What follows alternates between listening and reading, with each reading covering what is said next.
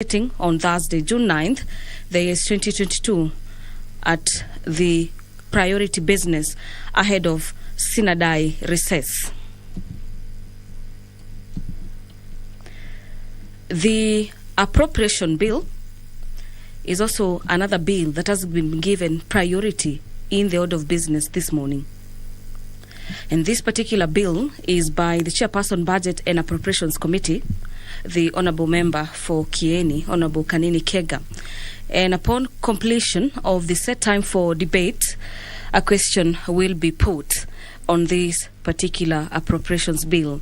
The debate on this particular bill commenced yesterday in the afternoon sitting, and so it is set to be concluded this morning. Another motion for consideration before the floor of the House is by the Chairperson Budget and Appropriations Committee, a motion on the consideration of the second supplementary estimates for the financial year 2021-2022. Similarly, these particular estimates, supplementary estimates 2, were tabled yesterday, and the House seeks to have the total expenditure for the financial year 2021-2022 approved. The Chairperson Committee on Delegated Legislation will be moving a motion on the report of 5 sets of draft election regulations 2022 that the House adopts the report of the Committee on Delegated Legislation on its consideration of this 5 set of draft election-related regulations, with the report have been laid on the table of the House on June 2nd, Thursday, 2022, and pursuant to the provisions of Section 109, Subsection 3 of the Elections Act of 2011, resolves to reject the following. They are listed as 5 particulars, and to just mention is the draft election registration of voters amendment regulations of 2022, the draft election general amendment regulations of 2022, the draft elections voter education amendment regulations of 2022, and the draft elections party nomination and party list amendment regulations of 2022, and finally the draft election technology as well as amendment regulations of 2022. The opticians bill, being a bill from the National Assembly, Bill number 17 of the year 2022 by Honourable Christopher Omulele, is a bill that will be tabled for the first time before the floor of the House. The Deputy Speaker of the National Assembly, Honourable Moses Chiboi, is in the chamber this morning, ready to preside over the business of the House. I'll now hand you over so we can follow up on the live proceedings of the House this morning. Enjoy your viewing.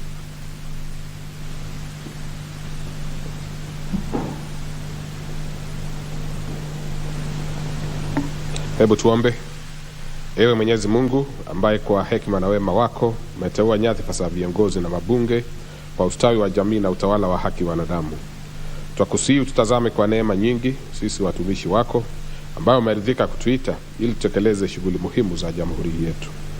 Twakuomba uteremshie baraka zako sisi tuliokutanika hapa, na utujalie tuyatende na kufikiria mambo yote yatakayofikishwa mbele yetu kwa njia ya haki na uaminifu, ili utukufu na sifa zako ziendelezwe, na ili kustawisha amani, fanisi na heri ya nchi hii yetu na wale ambao haja zao umezikabidhi mikononi mwetu. Amen.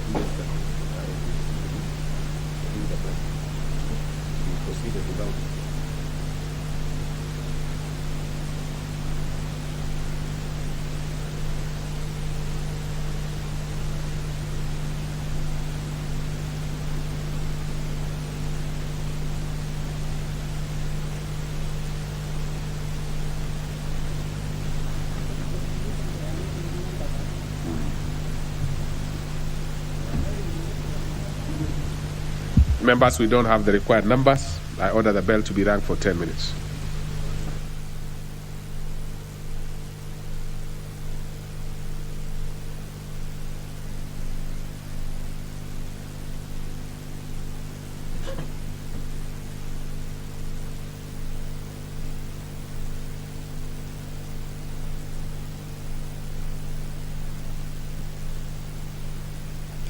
The Deputy Speaker of the National Assembly, Honorable Moses Cheboy, pursuant to the fact that the House doesn't have the requisite quorum this morning, has ordered that the quorum bell be rung for 10 minutes, and this is to allow for more members of Parliament to make their way into the chamber to allow the House commence business this morning. According to the current rules of the House, is that at any particular time the House is sitting, at least 50 members of Parliament must be present in the chamber to allow for the business of the House to commence. After consideration for the bill, the consideration of the bill by Luanda Member of Parliament Chris Omulele on the Opticians Bill, Bill number 17 of the year 2022, the House will be moving into the Committee of the Whole House. Under the Committee of the Whole House, a total of 6 bills are set to be considered, and given priority is the Appropriations Bill, Bill number 31 of the year 2022 by the Chairperson Budget and Appropriations Committee. The Public Service Commission Amendment Bill by Honorable Benjamin Mwangi, Bill number 27 of 2019, is also another bill featuring heavily under the Committee of the Whole House. The Alcoholics Drinks Control Amendment Bill, Bill number 70 of the year 2019 by Honorable Member for South Mugirango, Honorable Silvana Sosoro, is also another bill that will be considered under the Committee of the Whole House. And so is the Higher Education Loans Board Amendment Bill by Honorable John Mwirigi, Bill number 37 of the year 2020. Under the Committee of the Whole, the House will also consider the Information Communication Technology Practitioners Bill, this being Bill number 38 of the year 2020 by nominated Member of Parliament Godfrey Osotsi. And finally, under that category, the Insurance Professionals Registration Bill, a bill from the National Assembly, Bill number 25 of the year 2020 by Honorable Member for Mumias East, Honorable Benjamin Washiali, is the last bill that will be considered by the Committee of the Whole House. The Kenya Revenue Authority Amendment Bill, Bill number 24 of the year 2022, a bill by the Leader of Majority, is a bill at the second stage. The National Ratings Bill, Bill number 10 of the year 2022, similarly by the Leader of Majority. And finally, the Public Finance Management Amendment Bill, Bill number 22 of the year 2022, is also a bill at the second stage. And so we are able to hear what members of Parliament have to make in regards to their contributions to those particular amendment bills. The Computer Misuse and Cybercrimes Amendment Bill, a bill by Garissa Township Member of Parliament Honorable Eden Duale, Bill number 11 of the year 2021, is another bill featuring heavily in the order paper this morning. The House is also set to consider the Whistleblower Protection Bill, this being Bill number 50 of the year 2021 by Honorable Irene Kasalu.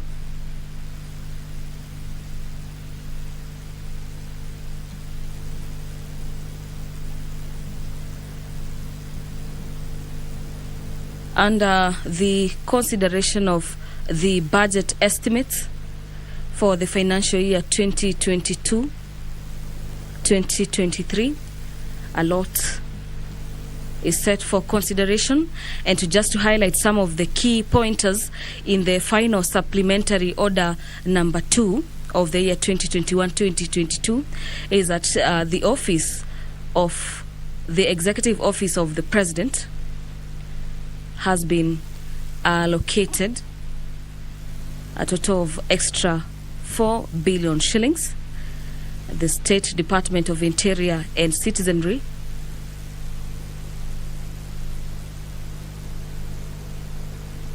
a total of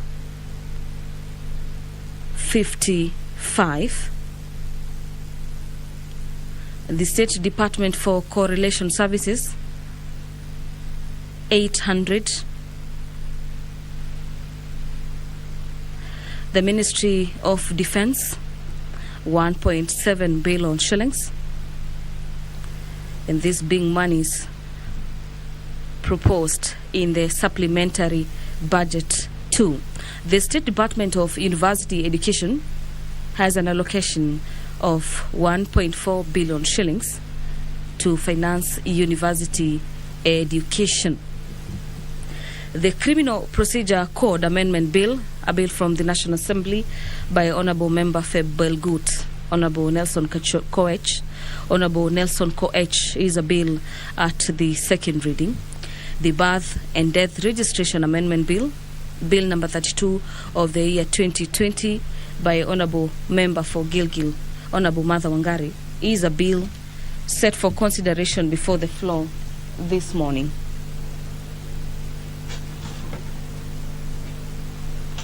Remember, the House is yet to commence business this morning, and this is owing to the fact that it doesn't have the requisite quorum to commence business this morning. And this is according to the standing orders of this particular parliament that gives the Speaker the powers to direct for quorum bell to be rung for 10 minutes to allow for more members of parliament access the chamber. According to Standing Order number 34, subsection 2, if there is not quorum present, as witnessed now when the chair is taken, or at the time appointed for the sitting or meeting of the House, immediately after saying the prayer, the Speaker shall order the quorum bell be rung for 10 minutes. That particular quorum bell and that particular provision is underway at the moment. And if no quorum is present at the expiration of the 10 minutes, then the Speaker may direct the bell be rung for a further 5 minutes.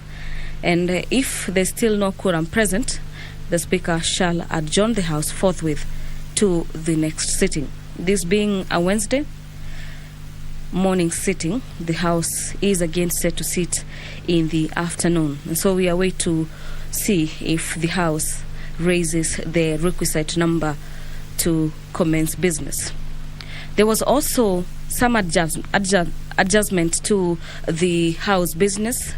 Usually, a morning sitting on a Wednesday had been set aside to consider a private member's bill, but according to a motion that was moved to seek for a change in the order in which the House carried its business, the House approved that priority issues and bills be considered for the time being before the House adjourns sine die.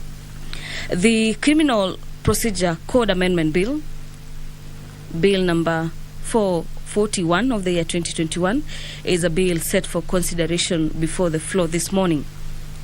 The Poverty Eradication Authority Bill, a bill from the National Assembly, Bill number 13 of the year 2020, a bill by Honorable MP John Waluke, is a bill at the second stage.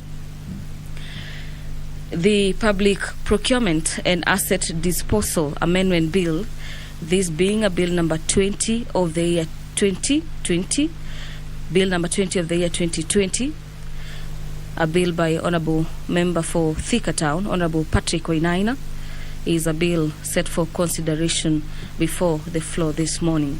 On your screens, you can see the chair of the Budget and Appropriations Committee, Honourable Kanini Kega, at the entrance of the chamber, and his supplementary estimates 2 for the year 2021-2022 is a motion that is set to feature heavily during this morning's sitting.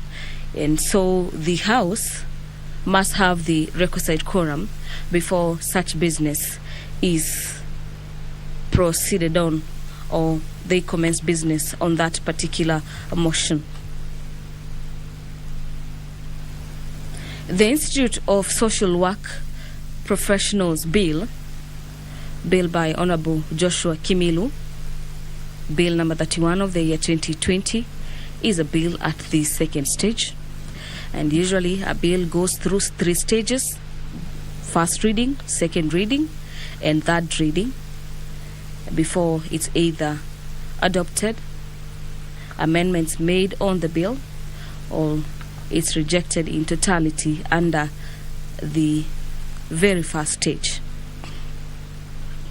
The Public Procurement and Asset Disposal Amendment Bill by Honourable Benjamin Mwangi. Order. Those 3 members who are standing out there, kindly come in. You are the ones we are waiting for. We have the quorum. Now we can proceed. Let's proceed. Yes.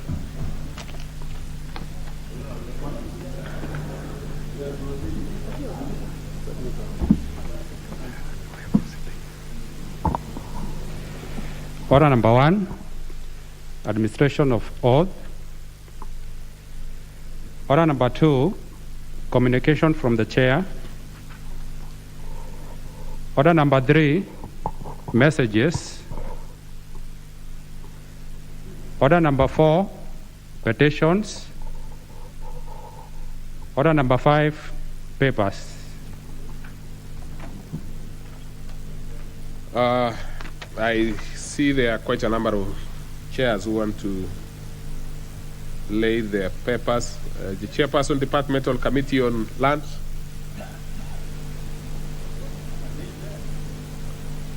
Chairperson, Public Accounts Committee.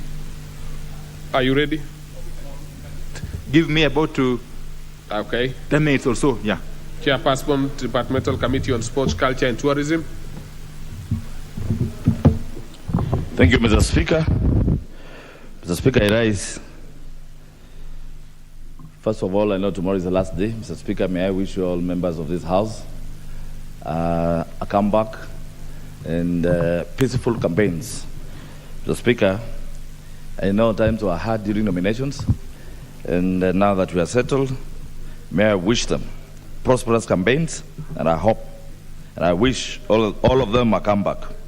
On Speaker, I beg to lay the following paper on the table of the House today, Wednesday, June 8th, 2022, this morning sitting.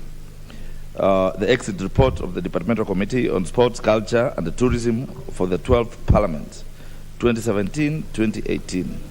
I thank you, Mr. Speaker. Very well. Next is the Chairperson, Departmental Committee on Administration and National Security. Right, I can't see him. The Vice Chairperson, Departmental Committee on Finance, National Planning. The Honorable Ihenya Dirango. Thank you, Mr. Speaker, sir. One of the oldest members of this House. I beg to read the following paper. I think he came to the House even before Jimmy Nuru Angwenyi. In terms of whoever, the senior one, in terms of having come to this House earlier than the rest.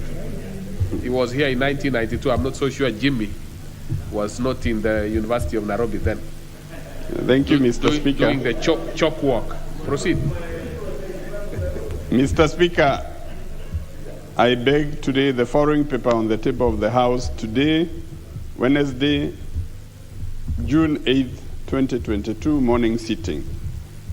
report of the Departmental Committee on Finance and National Planning on its consideration of the Kenya Revenue Authority Amendment Bill, National Assembly Bill, number 24 of 2022. Mr. Speaker, also, I beg to lay the following paper on the table of the House today, Wednesday, June 8th, 2022 morning sitting. Exit report of the Departmental Committee on Finance and National Planning for the 12th Parliament. Thank you, Mr. Speaker. Very well. Though Honorable Jimmy Angwenyi says, true, you might have come here much earlier, but you also hold a record of being a member who stayed there too long, coming back after a very long grace period. Almost 2 decades, Jimmy says. Let's go to I don't think there is any other chairperson who is ready to do that bit, so we go to the next order.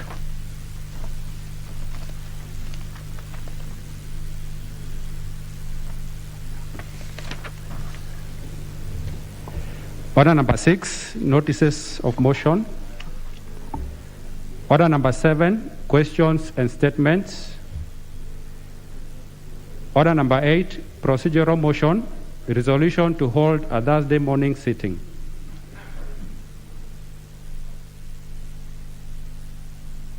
Is that the majority whip? Okay, so you want... Thank you, Honorable Speaker.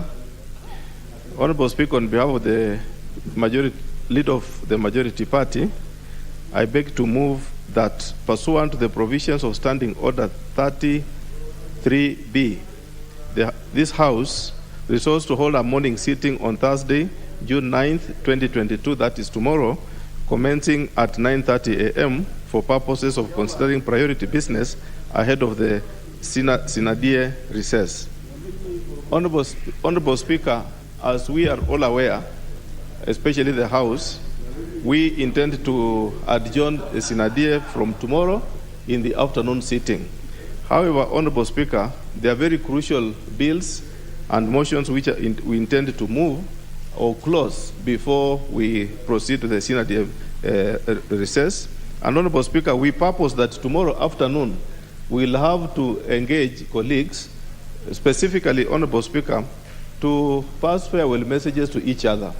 We want maybe members to think about what they've gone through, how do they propose the future to be, how are they seeing the politics of the times, and how do we wish each other on proceed way forward, Honorable Speaker.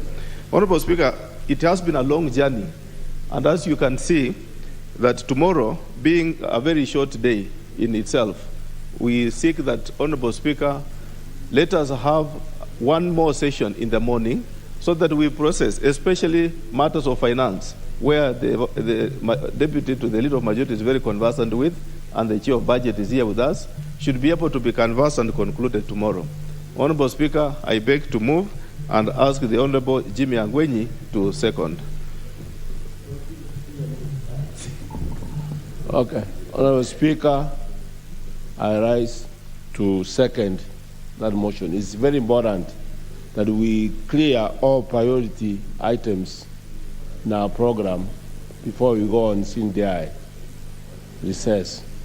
I therefore second. Thank you. So then I propose a question which is that pursuant to the provisions of Standing Order 33B, this House resolves to hold morning sitting on Thursday, June 9th, 2022, commencing at 9:30 a.m. for purpose of considering priority business ahead of Sinadie recess.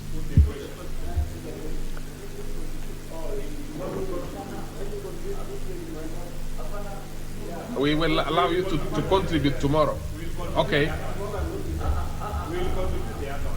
All right. In brief, minority leader. Mr. Speaker, I hope my chair budget would not... I hear many members are saying they want to wish each other well in terms of coming back here and so forth. But you see, minority leader, so let's hear what you have to say. That's why I'm giving you the opportunity. Thank you, Mr. Speaker. Mr. Speaker, I want to support this motion that we have Parliament sit tomorrow, although I'm a bit engaged, Mr. Speaker, unfortunately. I'll not be there tomorrow to also contribute with my colleagues. But I just wanted to take advantage of this time, Mr. Speaker, that this probably could be the last time I'm speaking on the floor of this House, at least for the next 5 years. I'm not sure whether after that I may want to come back again. But, Mr. Speaker, it has been an eventful career for me. The 15 years that the great people of Super South have given me to represent them in this House, I have enjoyed. I know as a human being probably have not, in certain aspects, lived to the expectations of Kenyans, but I've done my best. And I hope that those of us, and I just wish my colleagues who are seeking re-election, wish them best of luck regardless of your party. Of course, I would want my party to win more seats in this House, and I believe we are going to do so. But even those who are on the other side, we have been friends, and I wish you well in your endeavors. Thank you so much, Mr. Speaker, and I support. Now, I hear members having... so let me put the question, which is that pursuant to provisions of Standing Order 33B, this House resolves to hold a morning sitting on Thursday, June 9, 2022, commencing at 9:30 a.m. for purposes of considering priority business ahead of the Synod recess. Will as many as of that opinion say aye? Aye. And as of a contrary opinion say nay? The ayes have it. And Honorable Spukose, if you really want to wish your colleague Mbadi, you still have the afternoon to say it today and even tomorrow. Yeah, so, and it has been recorded anyway, because equity has done that which ought to be done. So we can move to the next order. And I also realize, before we move to the next order, quickly, let's see if the Chair Park can table his report quickly, and then we put some few questions, and I think Chair Security, very, very quickly. Then we move to the next order. Please, members, let's maintain the numbers, because we have to put questions on a few other items, right? So no member, well, I don't want to say no member will be allowed to go, because we will encourage members not to leave chamber for the next 10 minutes at least. Proceed. Thank you, Mr. Speaker. Mr. Speaker, I beg to lay the following paper on the table of the House today, Wednesday, June 8, 2022. A report of the Public Accounts Committee on the examination of the report of the Auditor General on the financial statements for the national government for the financial year 2019-2020. Thank you.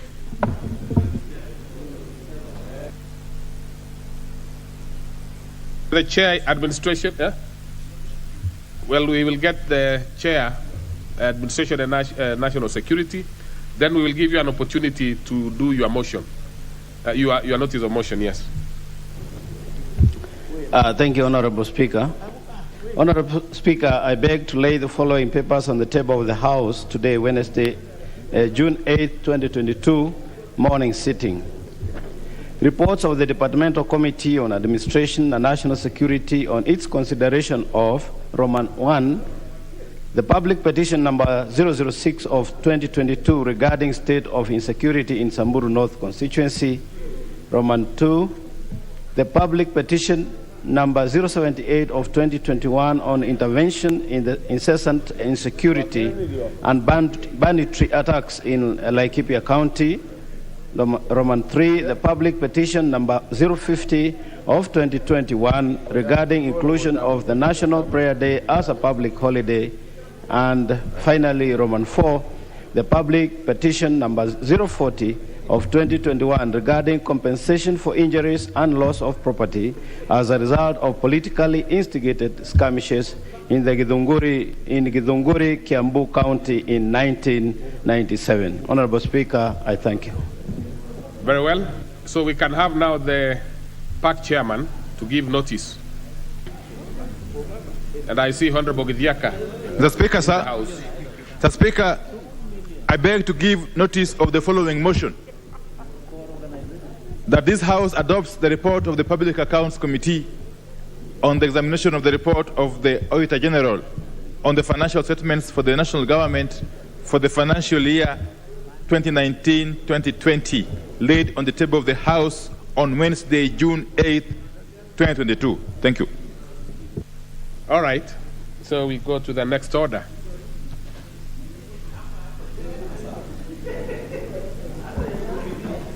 Order number 9, the Appropriation Bill, National Assembly Bill number 31 of 2022. Question to be put. Okay. Honorable members, be still. Honorable Jimmy Nuru Angwenyi. Yeah, please. Let me put the question, which is that the Appropriation Bill, National Assembly Bill number 31 of 22, be now read a second time. Will as many as of that opinion say aye? Aye. Will as of a contrary opinion say nay? The ayes have it. A bill for an act of parliament to authorize the issue of a sum of money out of the consolidated fund and its application towards the service of the year ending on the 30th of June 2023, and to appropriate that sum and a sum voted on account by the National Assembly for certain public services and purposes. Next order. Order number 10, motion, consideration of the second supplementary appropriation, supplementary estimates for the financial year 2021-2022, general debate. Question to be put. Honorable members, I put the question, which is that this House adopts the report of the Budget and Appropriation Committee on Supplementary Estimates 2 for the year, financial year 2021-2022, laid on the table of the House on Tuesday, 7th June 2022, and pursuant to provisions of Article 223 of the Constitution and Standing Order 243, approves an increment of the local expenditure for financial year 2021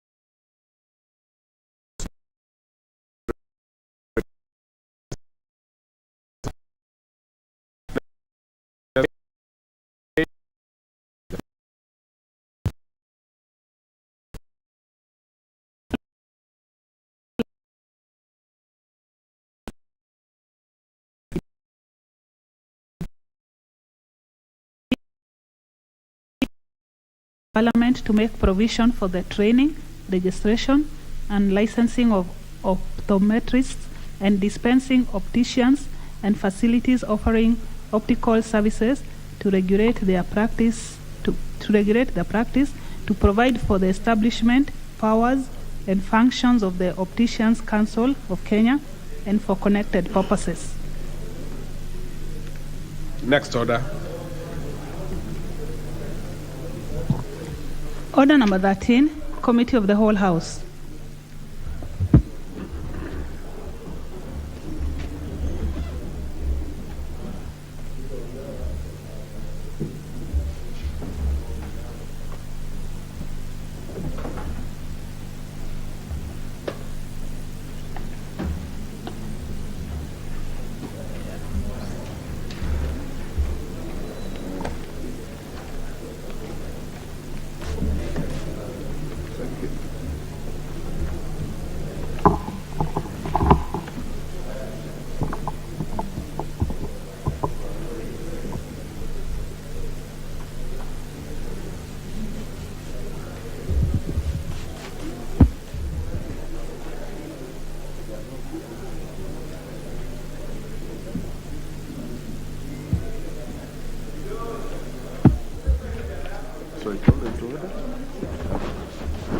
Honorable members, we are now in Committee of the Whole House to consider the Appropriation Bill, National Assembly Bill number 31 of 2022.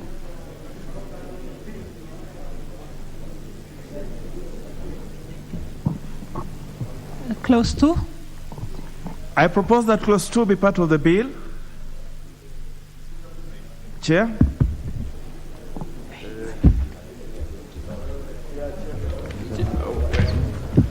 Chair, I have.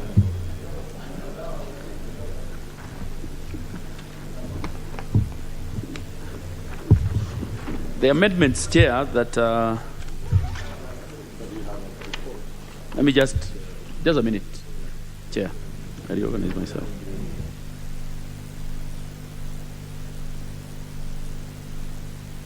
Go to page 1710, Chair. 1710 of the order paper that you have.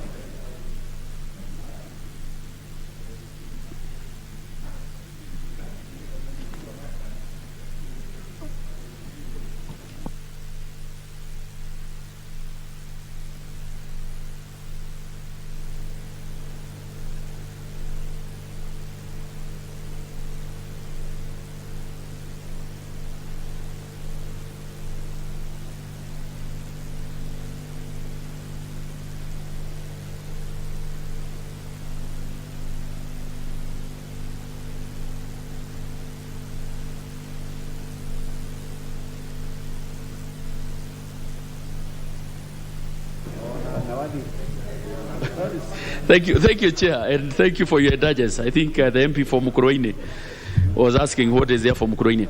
Honorable Chair, I beg to move that clause 2 be amended by deleting the word 1 trillion 602 billion 731 million 337,746 appearing immediately after the word Kenya shilling, and substituting thereof with 1 trillion 618 billion 151 million 337,764.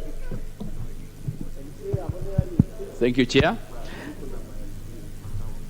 That is, of course, in respect, Honorable Chair, in respect of what are as in the order paper. That is State Department for Culture and Heritage under the program in the order paper by deleting the expression of 1 billion 651 million 40,327 and substituting therefore with the expression 1 billion 711 million 40,327, and B, in respect of what R1194, that is Ministry of Petroleum and Mining, and program indicated in the order paper, that is the General Administration and Planning, by deleting expression of 1 Kenya shilling 5 billion 121 million 567,906 and substituting thereof with the expression of 20 billion 481 million 567,906. And basically, Chair, for this one is for the petroleum, Honorable Chair, the fuel subsidy, that is an addition of 15 billion shillings for fuel subsidy. Thank you, Chair. And my apologies. Well, I now propose the question that clause 2 be amended as proposed by the Chair Budget. I now put the question that clause 2 be amended as proposed by the Chair. Will as many as that opinion say aye? Will as many as have a contrary opinion say nay? The ayes have it. I now put the question that clause 2 as amended be part of the bill. Will as many as that opinion say aye? Will as many as have a contrary opinion say nay? The ayes have it. Clauses 3 and 4. I propose the question that clauses 3 and 4 be part of the bill. There are no amendments to this. I therefore now put the question that clauses 3 and 4 be part of the bill. Will as many of that opinion say aye? Will as many as have a contrary opinion say nay? The ayes have it. Schedule. I propose the schedule to be the schedule of the bill. Chair, you have a proposal to amend this. I don't have an amendment.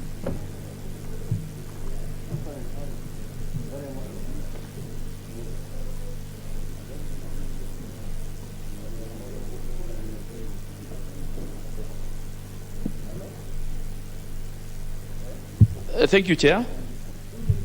I move that the schedule be amended in respect of A, vote R 1134, that is State Department for Culture, Heritage, and a program as stated in the order paper by deleting the expression of Kenya shilling 1,651,040,327 and substituting thereof with the expression of Kenya shilling 1,711,040,327. That is a variance of 60 million, Honorable Chair, which is going to the museum.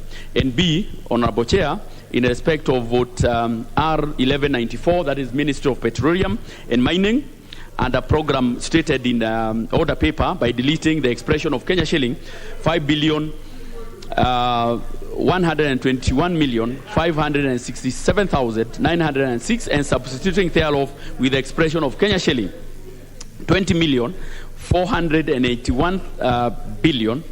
20,481,567,906 in respect of the fuel levy, Honorable Speaker, that we are adding about 15 billion shillings. Thank you, Honorable Chair.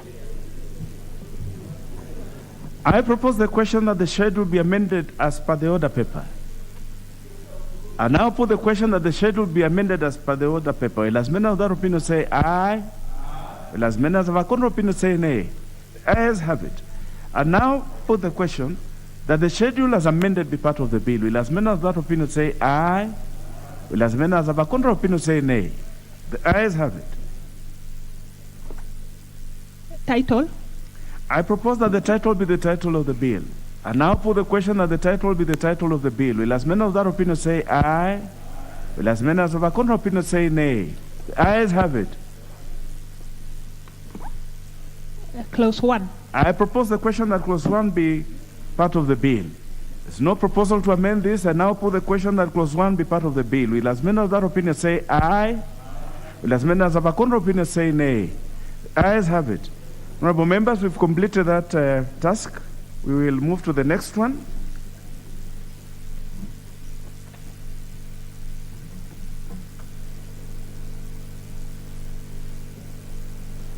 Honorable members, we, as per the order paper, we were to consider the Public Service Commission Amendment Bill, National Assembly Bill number 27 of 2019, but I've just received communication that the Speaker has approved the deferral of this business, so therefore that business stands deferred. The business that is appearing as order number 13, Roman 2, stands deferred. So at the request of the owner of the bill, the Honorable Benjamin Gadhiru Mwangi, member for Embakasi Central. So we will now move on to the next business, which is order number 13, Roman 3, the Alcoholic Drinks Control Amendment Bill, National Assembly Bill number 70 of 2019. This is the bill sponsored by the Honorable Silvanus Osoro. The Honorable Silvanus Osoro.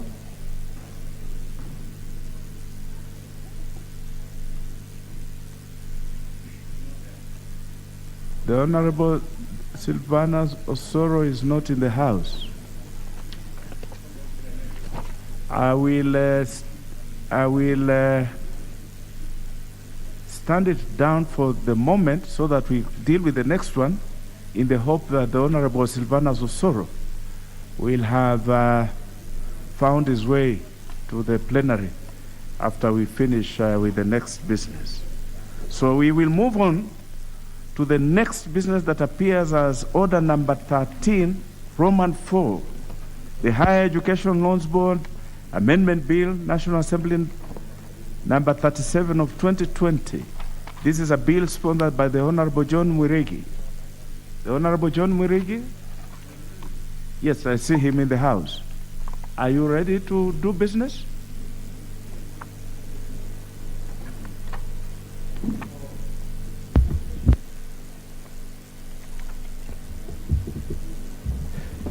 minute, Chair. Very well. And as the Honorable Murigi prepares himself to prosecute his bill, the Honorable Sothi, the business that appears as order number 13.5 is yours. So prepare also. And then we will also have the Honorable Washiali, Benjamin Washiali, in the business that appears as order number 13.6, following in that order.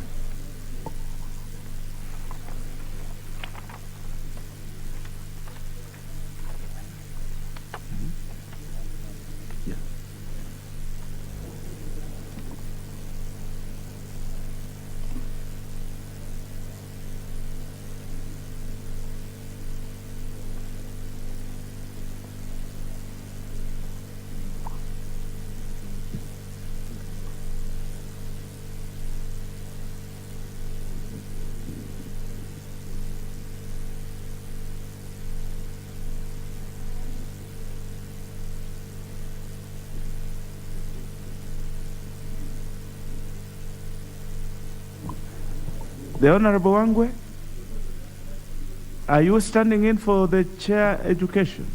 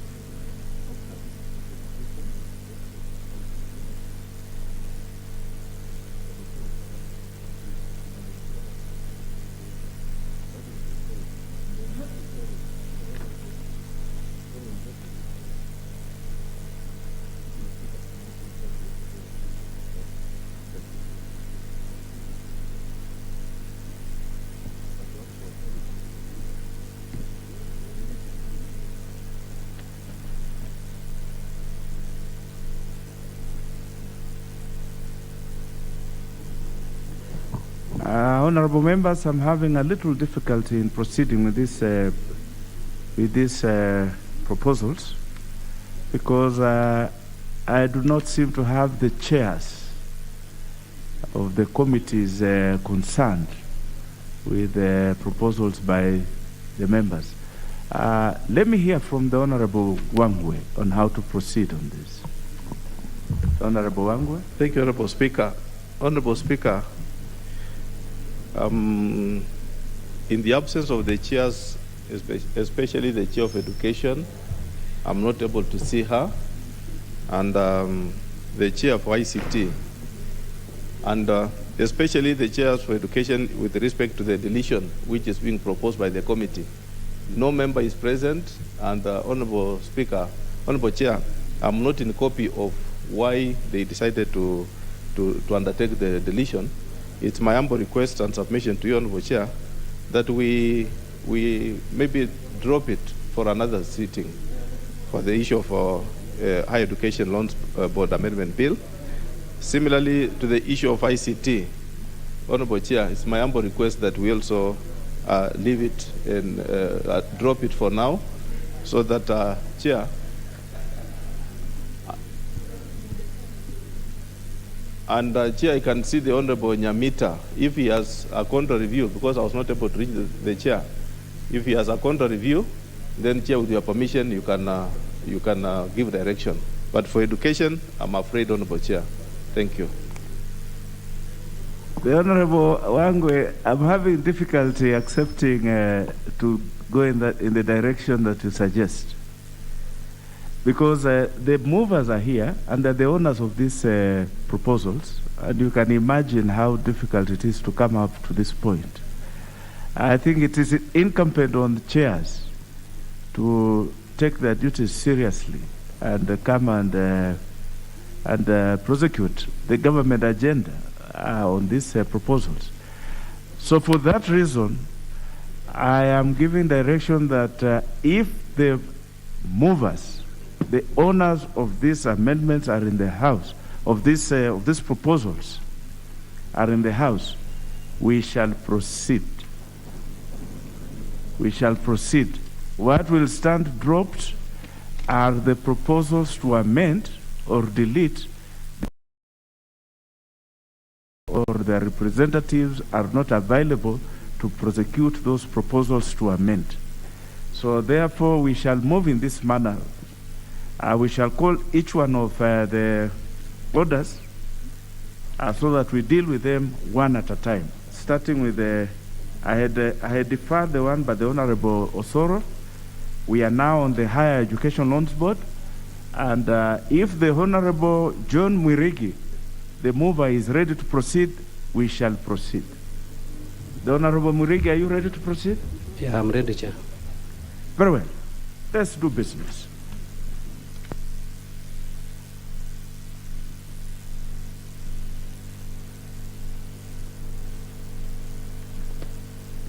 Clause 2. So, honorable members, just for clean proceeding, we are now in committee of the whole House to consider the Higher Education Loans Board Amendment Bill, National Assembly Bill number 37 of 2020. Clause 2. I propose that clause 2 be part of the bill. There is a proposal to delete by the Chair of Education. Chair of Education, desiring not to be in the House, the proposal to delete stands dropped. I now put the question that clause 2 be part of the bill. Will as many of that opinion say aye? Will as many as of a contrary opinion say nay? Ayes have it. Title. I propose that the title be the title of the bill. There is a proposal to delete by the Chair of Education. The Chair of Education, not being in the House, proposal to delete stands dropped. And now, put the question that the title be the title of the bill. Will as many of that opinion say aye? Will as many as of a contrary opinion say nay? The ayes have it. Clause 1. I propose the question that clause 1 be part of the bill. There is a proposal to delete by the Chair of Education. Chair of Education, not being in the House or even a representative from that committee not being in the House, that proposal stands dropped. I now put the question that clause 1 be part of the bill. Will as many of that opinion say aye? Will as many as of a contrary opinion say nay? The ayes have it.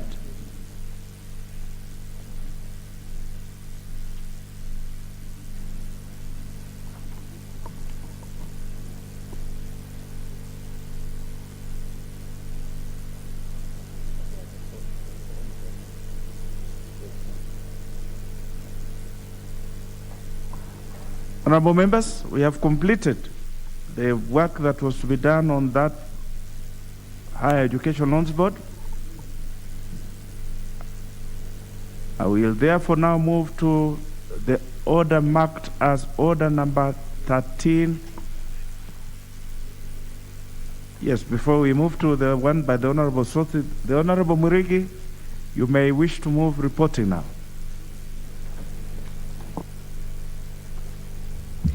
Thank you, Chair. Honorable Chair, I beg to move that the committee do report to the House It is considered of the Higher Education Loans Board Amendment Bill 2020 and the approval, therefore, without amendment. Thank you, Chair. Well, I now put the question, which is that the committee do report to the House its consideration of the Higher Education Loans Board Amendment Bill, National Assembly number 37 of 2020, and the approval thereof without amendments. Will as many as that opinion say aye? Aye. Will as many as have a contra opinion say nay? The ayes have it. So we'll move to the next business.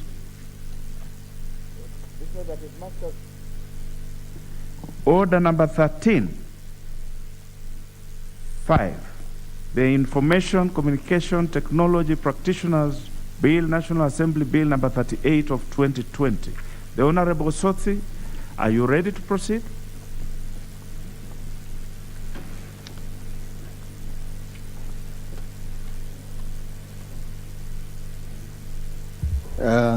Chair, I am lucky to be having my vice chair here, who is the sponsor of the amendment. But since I'm a member of the committee, we will be able to assist each other. So we can proceed. Very well. Let's proceed. Clause 3. I propose the question that clause 3 be part of the bill. There is a proposal to amend by the committee. Vice Chair.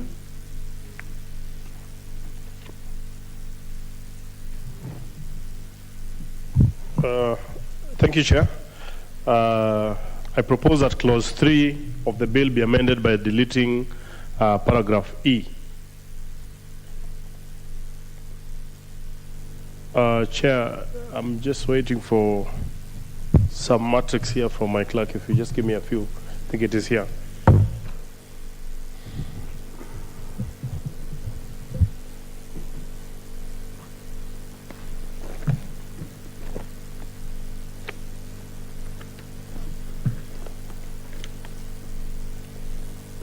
And the justification, Chair, is that paragraph E, clause 3 of the bill provides for one of the objects of the acts to prescribe the offences for non-compliance with the requirements of registration and licensing as set out in the Act. The proposed amendment is in conformity with the committee's proposed amendment to clause 19 of the bill, proposing that registration of an ICT practitioner should be voluntary. I propose that, Chair. I propose the question that clause 3 be amended as proposed by the Vice Chair. The Honorable Sothi. Chair, as I said earlier, I was part of the process that so you are in agreed agreement on this amendment, so I fully agree. Thank you. And now put the question then, that clause 3 be amended as proposed by the committee. Will as many of that opinion say aye? Will as many as have a contra opinion say nay? The ayes have it. And now put the global question that clause 3 as amended be part of the bill. Will as many of that opinion say aye? Will as many as have a contra opinion say nay? The ayes have it. Clause 4. I propose the question that clause 4 be part of the bill. There's no proposal to amend this, I therefore now put the question that clause 4 be part of the bill. Will as many of that opinion say aye? Will as many as have a contra opinion say nay? The ayes have it. Clause 5. I propose the question that clause 5 be part of the bill. There's a proposal to amend this, Vice Chair. Chair, I propose that clause 5 be amended in part A in subclause 1F by deleting subparagraph 3 and substituting therefore the following new paragraph. The telecommunication service providers of Kenya. B, subclause 6 by inserting the word age immediately after the words gender. The justification, Chair, is 1, clause 5F part 3 provides for a non-existent body. Instead, the right body should be the telecommunication service providers of Kenya. The amendment further provides that one of the factors in consideration during the appointment of members of the Council of the ICT Practitioners Institute shall be age, so as to include the youths of this country. I submit, Chair. I propose the question that clause 5 be amended as proposed by the committee. And now put the question that clause 5 be amended as proposed by the committee. Will as many of that opinion say aye? Will as many as our current opinion say nay? The ayes have it. And now put the global question that clause 5 be as amended be part of the bill. Will as many of that opinion say aye? Will as many of our current opinion say nay? Ayes have it. Clauses 6, 7, 8, 9, 10, 11, and 12. I propose a question that clauses 6, 7, 8, 9, 10, 11, and 12 be part of the bill. There are no proposals to amend this. I therefore now put the question that clauses 6, 7, 8, 9, 10, 11, and 12 be part of the bill. Will as many of that opinion say aye? Will as many of our counter opinion say nay? The ayes have it. Clause 13. Propose a question that clause 13 be part of the bill. There's a proposal to amend this, Vice Chair. Chair, I propose that clause 13 of the bill be amended by deleting subclause 2D. And the justification is the paragraph provides for additional functions of the chief executive officer, which are not prescribed in the bill. I submit, Chair. I propose a question that clause 13 be amended as proposed by the committee. And now put the question that clause 13 be amended as proposed by the committee. Will as many of that opinion say aye? Aye. Will as many of the counter opinion say nay? The ayes have it. And now put the question that clause 13 as amended be part of the bill. Will as many of that opinion say aye? Will as many of the counter opinion say nay? Ayes have it. Clauses 14, 15, 16, 17, and 18. I propose a question that clauses 14, 15, 16, 17, and 18 be part of the bill. There is no amendment to this. I therefore now put the question that clauses 14, 15, 16, 17, and 18 be part of the bill. Last men of that opinion say aye. Last men of our opinion say nay. The ayes have it. Clause 19. I propose the question that clause 19 be part of the bill. Vice Chair, you have an amendment to this.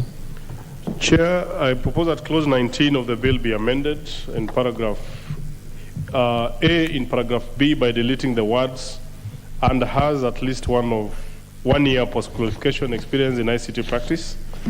B in paragraph C by deleting the word 3 years post-qualification experience in ICT field, appearing immediately after the words has at least, and substituting therefore the words 2 years post-qualification experience in ICT practice. C in paragraph D by deleting the word fields, appearing immediately after the words in ICT and substituting therefore the words ICT practice. D by renumbering the existing provisions, subclause 1. E by inserting the following new subclause immediately after the renumbered new subclauses. 1. 2. Despite the provisions of subsection 1, a person may elect not to be registered as an ICT practitioner. Chair, the justification to the proposed amendments addresses the concerns raised by some stakeholders that the qualification and experience requirements will lock out ICT practitioners. The amendments lower the requirement and further provides for voluntary registration as an ICT practitioner. Further, the amendment seeks to provide the use of ICT practice instead of ICT field, which is not defined in the bill. I move, Chair. I propose the question that clause 19 be amended as proposed by the committee. Now put the question that clause 19 be amended as proposed by the committee. Will as many of that opinion say aye? Will as many of the counter opinion say nay? The ayes have it. And now put the question that clause 19 as amended be part of the bill. Will as many of that opinion say aye? Will as many of the counter opinion say nay? The ayes have it. Clauses 20 and 21. I propose the question that clauses 20 and 21 be part of the bill. There is no amendment to this. I now put the question that clauses 20 and 21 be part of the bill. Last men of that opinion say aye. Last men of the counter opinion say nay. Ayes have it. Clause 22. I propose the question that clause 22 be part of the bill. Chair, Vice Chair. Chair, I propose that clause 22 of the bill be amended in subclause 3(2) by deleting the words "and all avenues of appeal have been exhausted." And the justification for this, the provision raises a question that where one doesn't appeal, whether they are allowed to remain on the register. Furthermore, the provisions creates the impression that a convicted person should then appeal, even when there may not be need to do that in order to fulfill the requirements. I move, Chair. I now propose the question that clause 22 be amended as proposed by the Vice Chair. Now put the question that clause 22 be amended as proposed by the Vice Chair. Will as many of that opinion say aye? Will as many of the counter opinion say nay? Ayes have it. And now I'll put the question that clause 22 as amended be part of the bill. Last men of that opinion say aye. Last men of that opinion say nay. The ayes have it. Clauses 23 and 24. I propose the question that clauses 23 and 24 be part of the bill. There's no amendment to this. Therefore, now put the question that clauses 23 and 24 be part of the bill. Will as men of that opinion say aye? Will as men of that opinion say nay? The ayes have it. Clause 25. I propose the question that clause 25 be part of the bill. Chair? Vice Chair? Chair, I propose that clause 25 of the bill be amended in subclause 3 by inserting the words, if satisfied that the ICT practitioner is guilty of professional misconduct or is in breach of any provisions of the Act at the end of the subclause. The justification, Chair, is that clause 25(3) fails to provide the grounds under which the council's decision to issue or to refuse to renew the license, and therefore leaving it to the council to make a decision without any parameters. This could lead to abuse. I propose. I propose the question that clause 25 be amended as proposed by the Vice Chair. Now put the question that clause 25 be amended as proposed by the Vice Chair. Will as many of that opinion say aye? Will as many as of a contrary opinion say nay? Ayes have it. And I'll put the question that clause 25 as amended be part of the bill. Will as many of that opinion say aye? Will as many as of a contrary opinion say nay? The ayes have it. Clause 26.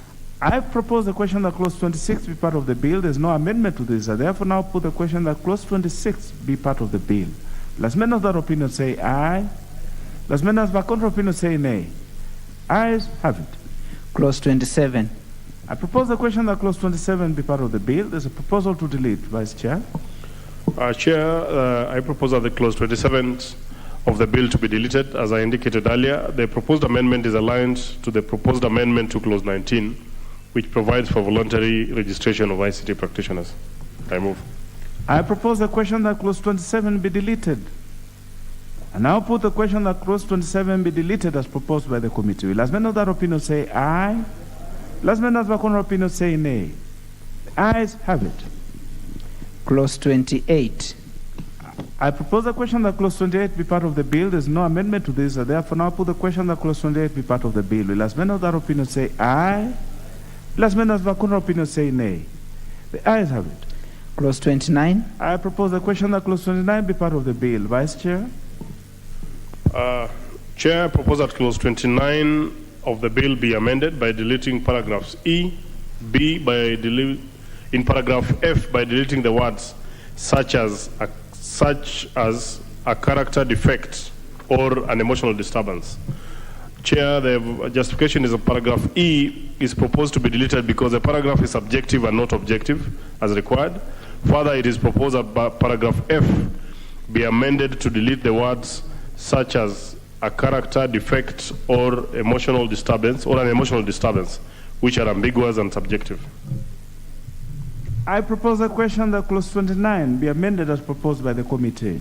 Now put the question that clause 29 be amended as proposed by the committee. Will as many of that opinion say aye? Will as many of that opinion say nay? The ayes have it. And now put the question that clause 29 as amended be part of the bill. Will as many of that opinion say aye? Will as many of that opinion say nay? The ayes have it. Clause 30. I propose the question that clause 30 be part of the bill. There's no amendment to this. And now put the question that clause 30 be part of the bill. Will as many of that opinion say aye?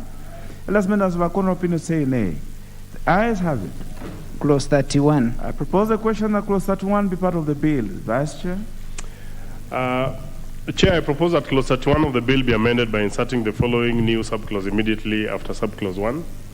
1A, despite subsection 1, the council may notify a member through other means indicated in the register where a person does not have a registered mail. The justification, Chair, the proposed amendment seeks to broaden the avenues in which a person can be informed of his or her removal from the register. I propose. And I propose a question that clause 31 be amended as proposed by the committee.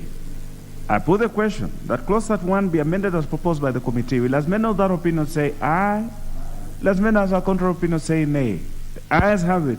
And now put the question that clause 31 as amended be part of the bill. Will as many of that opinion say aye? Will as many as a contrary opinion say nay? Ayes have it.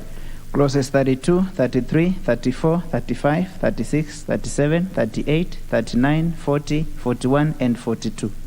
I propose the question that clauses 32 all the way to 42 be part of the bill. There are no amendments to this.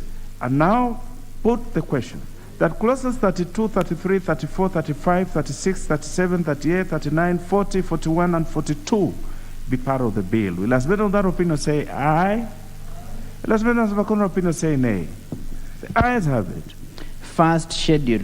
I propose that the first schedule be the first schedule of the bill. Chair, Vice Chair. Chair, I propose that the first schedule to the bill be amended in paragraph 1 by inserting the word for a further term of 3 years at the end of the paragraph. The justification is that the paragraph does not state the length of tenure of the reappointment and if reappointment can take place. The amendment clarifies the same. I now propose a question the first schedule be amended as proposed by the committee. I put the question that the first schedule be amended as proposed by the committee. Will as many of that opinion say aye? Will as many of that opinion say nay? Ayes have it. And now put the question that the first schedule as amended be part of the bill. Will as many of that opinion say aye? Will as many of that opinion say nay? The ayes have it. Second schedule. I propose the question that the second schedule be the second schedule of the bill. There's no amendment to this, I therefore put the question that the second schedule be the second schedule of the bill. Last men of that opinion say aye. Last men of that opinion say nay. Ayes have it. Clause 2. I propose the question that clause 2 be part of the bill. Vice Chair.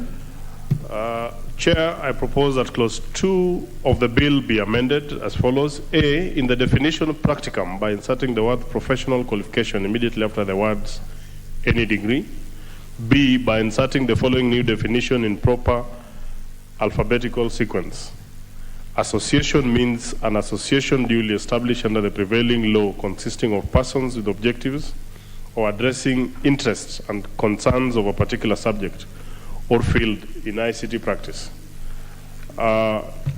Chair, the justification is that Amendment 6 to recognize professional qualification of an ICT offered by various examinational bodies, both nationally and globally, such as the Certified Information Technologist, Certified Information System Solution Expert, CISE, offered by CASNEB.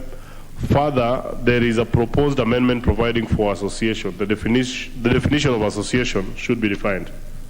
I submit. I propose the question that clause 2 be amended as proposed by the committee. And now put the question that clause 2 be amended as proposed by the committee. Will as many of that opinion say aye? Will as many of that opinion say nay? Ayes have it. And now propose put the question that clause 2 as amended be part of the bill. Will as many of that opinion say aye? Will as many of that opinion say nay? Ayes have it. Title. I propose the question that the title be the title of the bill.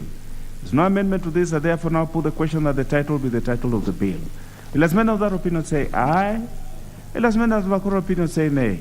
Ayes have it. Clause 1. I propose the question that clause 1 be part of the bill. There's no amendment to this, I therefore now put the question that clause 1 be part of the bill. Will as many of that opinion say aye? Will as many of that opinion say nay? The ayes have it. We have now completed that business, and we shall now move to reporting. Honorable Soth.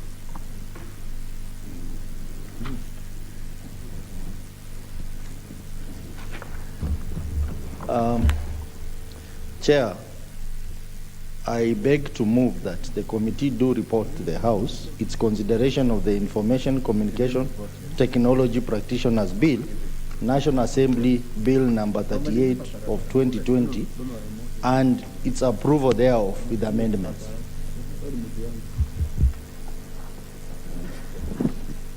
And now for the question which is that the committee do report to the House its consideration of the Information Communication Technology Practitioners Bill, National Assembly Bill number 38 of 2020, and its approval thereof with amendments. Will as many as that opinion say aye?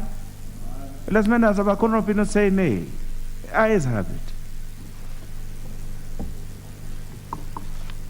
We didn't report on this, eh? Yeah?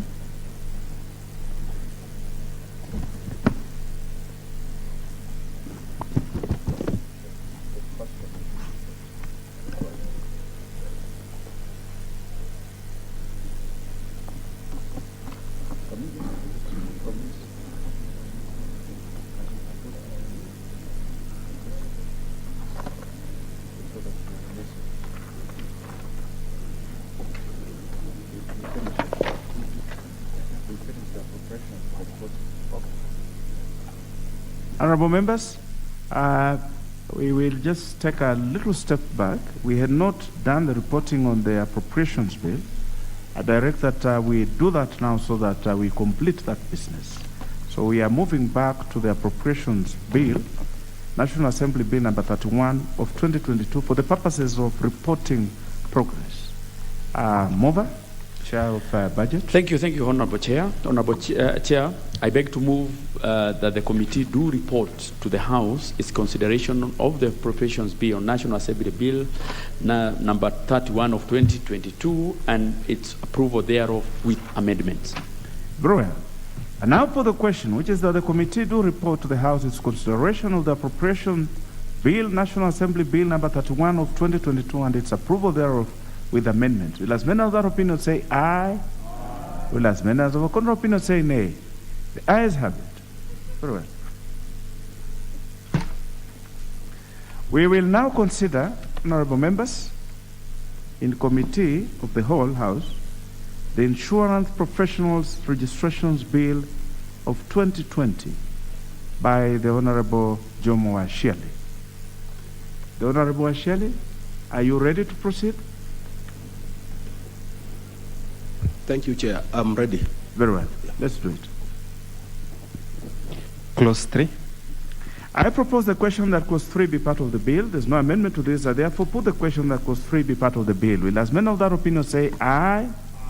Will as many of the contrary opinion say nay? The ayes have it.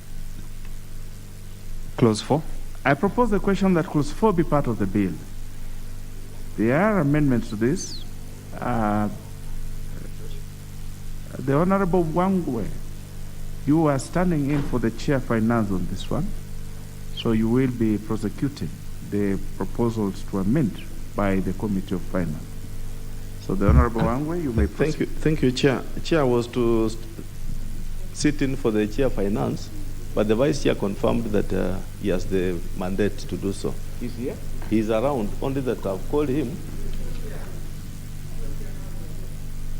Just a minute. Chair, now that I've called him and he says he's coming and he has not come, it's him who said he has the mandate to do that. So I'm afraid I will not be able to sit in for the Vice Chair, for the Chair. For the committee. Because those are like two contradicting instructions. Yes. Which I would not want to. I see him running out there. I don't know why. Yes. Yes. Correct. I'm happy he's here. Yes, that is okay. That is all right. Let's give him a moment to settle down. The Honorable Waihenya Derang, we are the one we are waiting for. So take a minute to settle down, and then we shall be able to prosecute this business.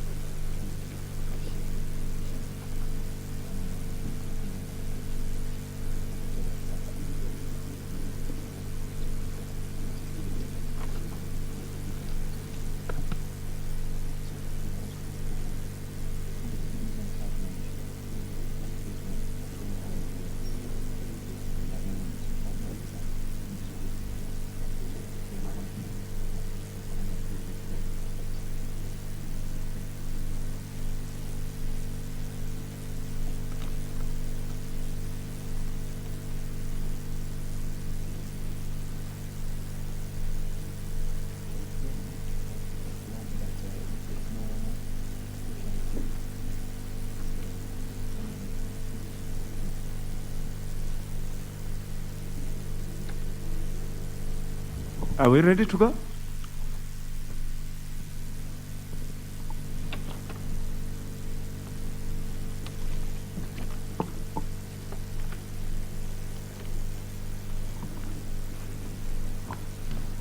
Vice Chair, just to bring you to speed, we had dealt with Clause 3, and now we are at Clause 4, where the Honorable Washiali we had already proposed that the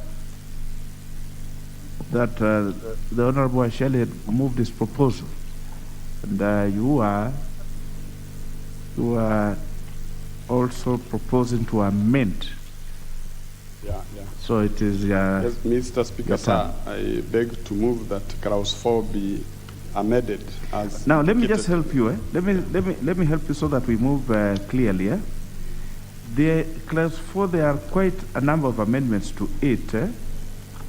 For purposes of clean moving and clear moving on this, it is proposed that you deal with subclause 1 and 2, A and B first, before we go to C, which will be dealt with on its own. Thank you, Mr. Speaker, for your guidance. I beg to move that clause 4A, 1, 2, and 3 be amended as indicated in the order paper.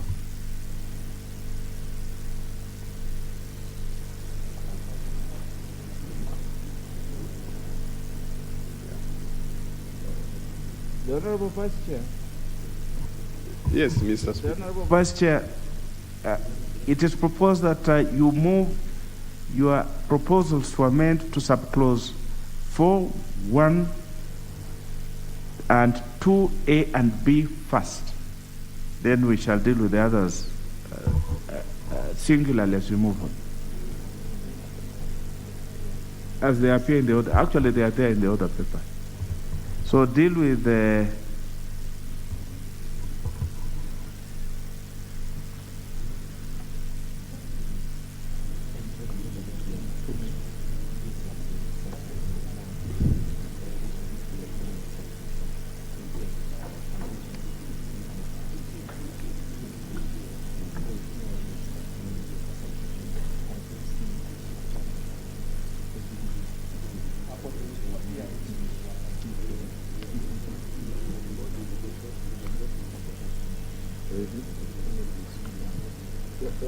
Honorable Henya, can you see on your order paper where it is indicated clause 4A, B, and C? Mr. Speaker, we have agreed with Honorable Washieri that we step down the amendments in clause 4 in its entirety. So you are standing down those amendments. So just go on record. Just go on record clearly so that we have it. Mr. Speaker, we have agreed with the initiator of this bill that we are in agreement that we start down the clause 4. That is amendments in clause A, 1, 2, and 3, and B, C, and D, and E, Mr. Speaker. So for the record, it is noted that the committee has withdrawn its proposals to amend clause 4. So therefore, I will now, for the record, put the question that, the Honorable Asheli, you have something. The Honorable Asheli, you need to go on record because you also had proposals of countering the ones for the committee. Thank you, Honorable Chair. Honorable Chair, I propose that clause 4 of the bill be amended as in subclause 2 by deleting paragraph C, D, and E. Yeah, that's okay. Yes. I now propose the question that clause 4 be amended as proposed by the mover. I now put the question that clause 4 be amended as proposed by the mover. Will as many of that opinion say aye? Aye. Will as many of that opinion say nay? The ayes have it. I now put the question that clause 4 as amended be part of the bill. Will as many of that opinion say aye? Aye. Will as many of that opinion say nay? The ayes have it. Clause 5. I propose the question that clause 5 be part of the bill.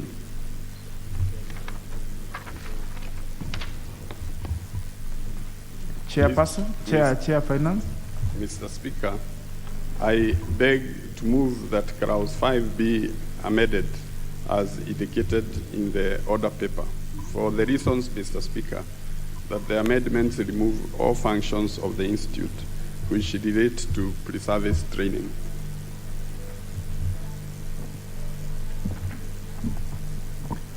I propose a question that clause 5 be amended as proposed by the chair.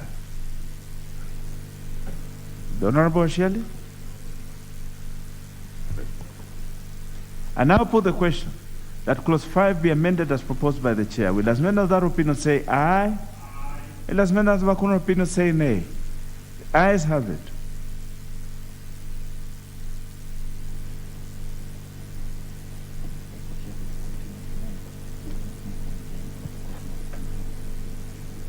Now, the Honorable Asheli, you also have proposals on this, but as you do that, you will not move your amendments to in regard to 1G because that has now been deleted. 1G. By the actions that the chair has taken by having his proposals accepted. What does 1G say?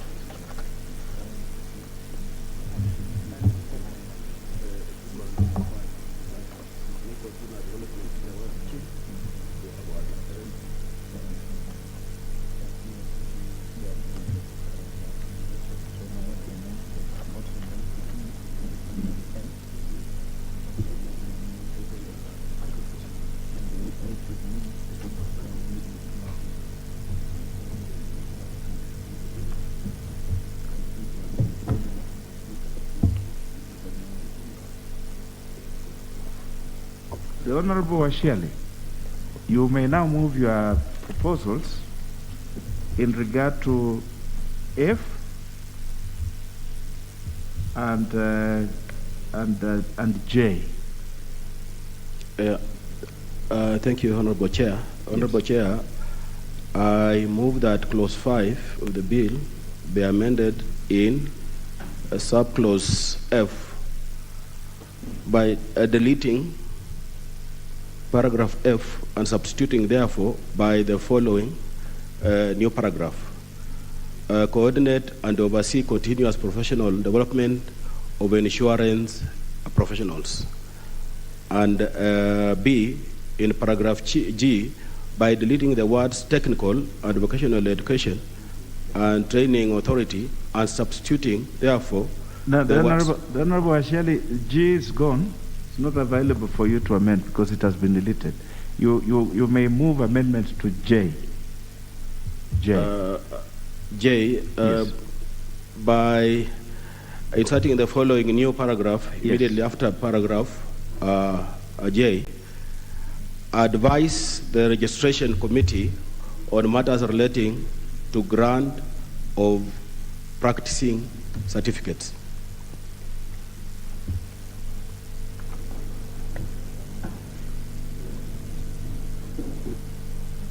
Is that it?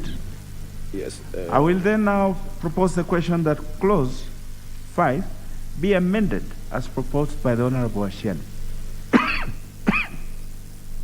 I now put the question that clause 5 be amended as proposed by the Honorable Asheli. Will as many of that opinion say aye? Will as many of that opinion say nay? Ayes have it. I now put the question that clause 5 as amended be part of the bill. Will as many of that opinion say aye? Will as many of that opinion say nay? Ayes have it. Clause 6. I propose the question that clause 6 be part of the bill. Chair? Mr. Speaker, I beg to move that clause 6 be amended in A and B as indicated in the order paper. Mr. Speaker, for the reasons that this amendment provides that the executive director shall not vote at meetings. This is because the executive director is a person who runs the day-to-day operations of the institute. The Honorable Washali and Chair, in this particular one, you seem to be aiming for the same thing, but with different words. Yes, one is saying who shall not vote, the other one is saying who shall be an ex officio. So if you could synchronize so that we just have one, then we'll be able to move. Because the effect of your proposal is the same. Yeah, Chair, in the process of making law, there's a give and take. Yes. And in this case, let me allow the Chair to have his day. Very well. Thank you. So the Chair, I now propose the question that clause 6 be amended as proposed by the Chair. Will as many of that? I now put the question that clause 6 be amended as proposed by the Chair. Will as many of that opinion say aye? Will as many of that opinion say nay? The ayes have it. The effect of that is that the proposal in that regard by the Chair stands dropped. By the Honorable Ashali, yes, sorry, by the Honorable Ashali, because we've carried the one by the Chair. Sorry, for the record, the proposal by the Chair is carried, and the one by the Honorable Jude Washali, not Jude, Jomo Washali, stands dropped. Clauses 7, 8, and 9. I propose the question that clauses 7 and 8 and 9 be part of the bill. There are no amendments to this. I therefore now put the question that clauses 7, 8, and 9 be part of the bill. Will as many of that opinion say aye? Will as many as have a corner opinion say nay? The ayes have it. Clause 10. I propose the question that clause 10 be part of the bill. Chair? Mr. Speaker, I beg to move that clause 10 be amended in subsection 5, 6, A, B, and C, and number 7 as indicated in the bill, in the report, Mr. Speaker. I propose the question that clause 10 be amended as proposed by the committee. The Honorable Ashali, you have something to say to this, or I put the question? Chair, I agree. I think this is just aligning this bill to the normal practice of hiring and firing. Right. And, I have no objection. I now put the question that clause 10 be amended as proposed by the Chair. Will as many of that opinion say aye? Will as many of that opinion say nay? The ayes have it. And now put the question that clause 10 as amended be part of the bill. Will as many of that opinion say aye? Will as many of that opinion say nay? The ayes have it. Clauses 11 and 12. I propose the question that clauses 11 and 12 be part of the bill. And now put the question that clauses 11 and 12 be part of the bill. Will as many of that opinion say aye? Will as many of that opinion say nay? The ayes have it. Clause 13. I propose the question that clause 13 be part of the bill, Chair. Mr. Speaker, I beg to move that clause 13 be amended as indicated in the order paper in terms of A and B.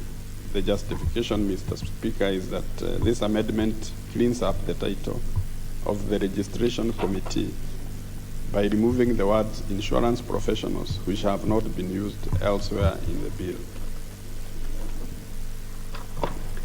I propose the question that clause 13 be amended as proposed by the Chair. And now put the question that clause 13 be amended as proposed by the Chair. Will as many of that opinion say aye?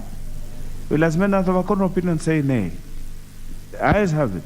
And now put the question that clause 13 as amended be part of the bill. Will as many of that opinion say aye? We have a retake on that. The Honorable Ashali and the Chair, this is your business. If you do not want to have this amendment, then we should not. So you better be prepared to support them. I will have a retake on 13, that clause 13 as amended be part of the bill. Will as many of that opinion say aye? Will as many of that opinion say nay? The ayes have it. Clauses 14 and 15. I propose the question that clauses 14 and 15 be part of the bill. There are no amendments to this. I therefore now put the question that clauses 14 and 15 be part of the bill. Will as many of that opinion say aye? Will as many of our contrary opinion say nay?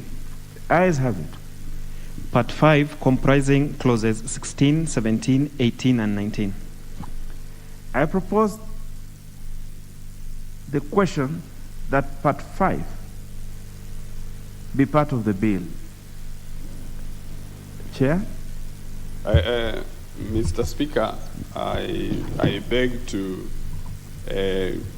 withdraw this amendment in favor of Honorable Asheris.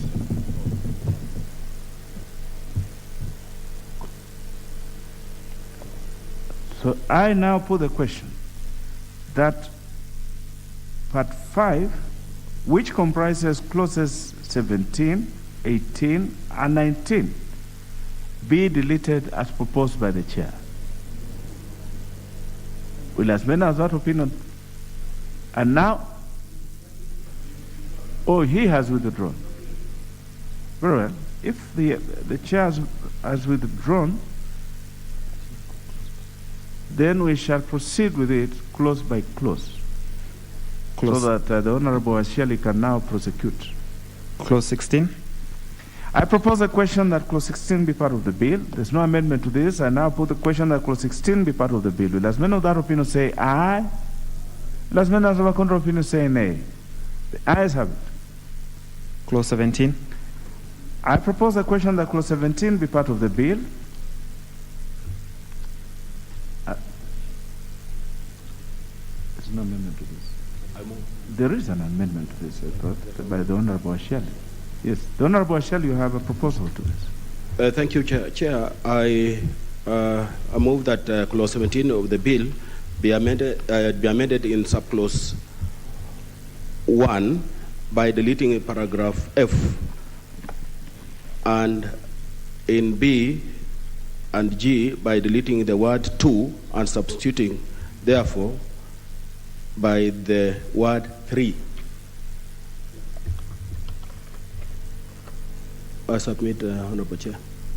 I propose the question that clause 17 be amended as proposed by the Honorable Asheli. I now put the question that clause 17 be amended as proposed by the Honorable Asheli. Will as many of that opinion say aye? Will as many as our opinion say nay? Ayes have it. I now put the question that clause 17 as amended be part of the bill. Will as many of that opinion say aye? Will as many as our opinion say nay? The ayes have it. Clause 18. I propose the question that clause 18 be part of the bill. The Honorable Asheli. Thank you, Chair. I move that clause 18 of the bill be amended in A, subclause 1, by deleting the word to and substituting, therefore, by the word of. And in B, in subclause 2, by deleting the word to and substituting, therefore, by the word of. And in subclause 4, by deleting the word registrar to and substituting, therefore, with the word registrar of. And Honorable Chair, this is just cleaning up the entire bill. Thank you, Honorable. I now propose the question that clause 18 be amended as proposed by the Honorable Benjamin Washali. Now put the question that clause 18 be amended as proposed by the Honorable Benjamin Washali. Will as many of that opinion say aye? Aye. Will as many of our contrary opinion say nay? Ayes have it. Now put the question that clause 18 as amended be part of the bill. Will as many of that opinion say aye? Aye. Will as many of our contrary opinion say nay? Ayes have it. Clause 19. I propose the question that clause 19 be part of the bill. The Honorable Asheli.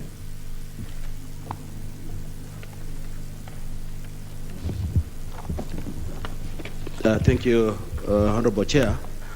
Honorable Chair, I propose that clause 19(1) of the bill be amended in paragraph B by inserting the words insurance professionals and immediately after the word to. B in paragraph C by inserting the words for insurance professionals immediately after the word requirements. And paragraph D by inserting the words for insurance professionals immediately after the words examination.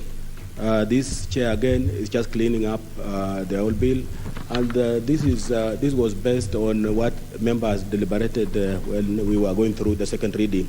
Therefore, we are just helping to make it clean up so that it can make a lot of sense, Honorable Chair. I propose the question that clause 19 be amended as proposed by the Honorable Ashiali.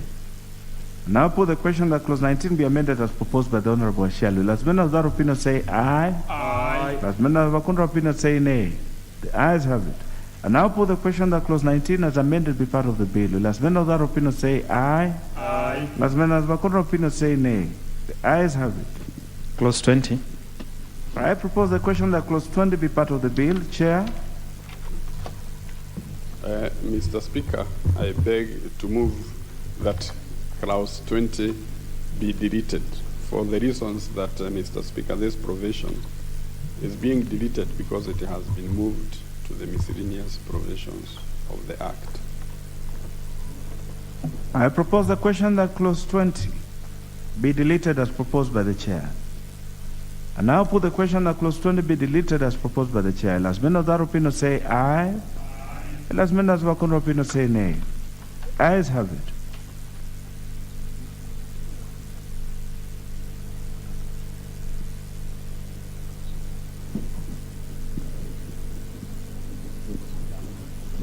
So the Honorable Ashiali, you note that now you have nothing to amend, so you cannot prosecute yours. Yes. Chair, if you looked at my amendment, you will agree with me that I had also proposed that we delete. But instead of just deleting, we introduce a new clause, which I wanted to read to you, Chair.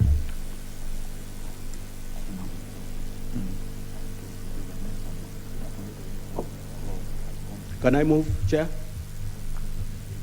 And the Honorable Ashiali, you're in trouble. Because yours was to delete subclause 1 and substitute subclause 1 of clause 20. But the chair has deleted the whole of 20, so it does not exist now. There's no subclause to it. Okay. Very well. Clause 21. I propose the question that clause 21 be part of the bill. The Honorable Ashiali, you have an amendment to this. Yes. Chair, I propose that clause 21 of the bill be amended by inserting the following new subclause immediately after the subclause 2. Despite subsection 1 and subsection 2, a person who is duly registered as an agent under the Insurance Act shall be deemed not to be in breach of section 20, where they sell or market insurance products or services either on their own account or on behalf of an insurer or a reinsurer and insurance broker, or in association with others. Chair, this is again just adding flesh on this clause so that it is a matter of clarity. It's just clarifying what an agent is supposed to do. Thank you. I propose the question that clause 21 be amended as proposed by the Honorable Ashiali. And I put the question that the clause 21 be amended as proposed by the Honorable Ashiali. Las men of that opinion say aye. Las men of the opinion say nay. Ayes have it. And now put the question that clause 21 as amended be part of the bill. Will as men of that opinion say aye? Will as men of the opinion say nay? The ayes have it. Clause 22. I propose the question that clause 22 be part of the bill. There are no amendments to this, and therefore now put the question that clause 22 be part of the bill. Will as men of that opinion say aye? Will as men of the opinion say nay? The ayes have it. Clause 23. I propose the question that clause 23 be part of the bill. Chair? Thank you, Mr. Speaker. Mr. Speaker, I beg to move that clause 23 be amended as indicated in the order paper. In clause 1, in clause A, subsection 1, Roman 1 and Roman 2, and paragraph B as indicated in the order paper. Honorable Shelley. Justification, Mr. Speaker. Yes.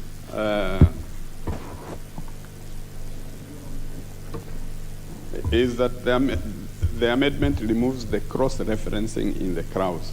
It also provides that a member shall only be issued with a practicing certificate if he or she is in good standing with the institute. The Honorable Ashali and Chair, you have similar proposals to this, although slightly, they only differ in one regard, that whilst the Chair is proposing that there shall be an institute, the Honorable Ashali proposed to have a council. So you can agree on one of the two.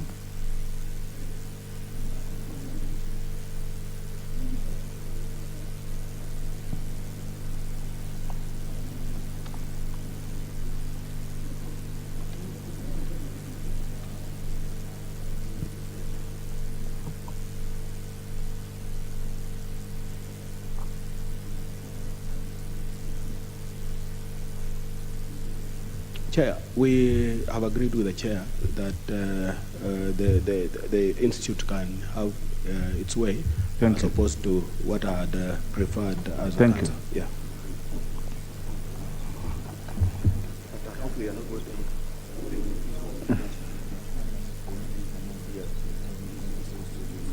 Now, for clarity's sake, the Honorable Asheli, you are the one who had proposed institute, and the committee had proposed council. Sorry for... Yes. Chair, it should be the institute.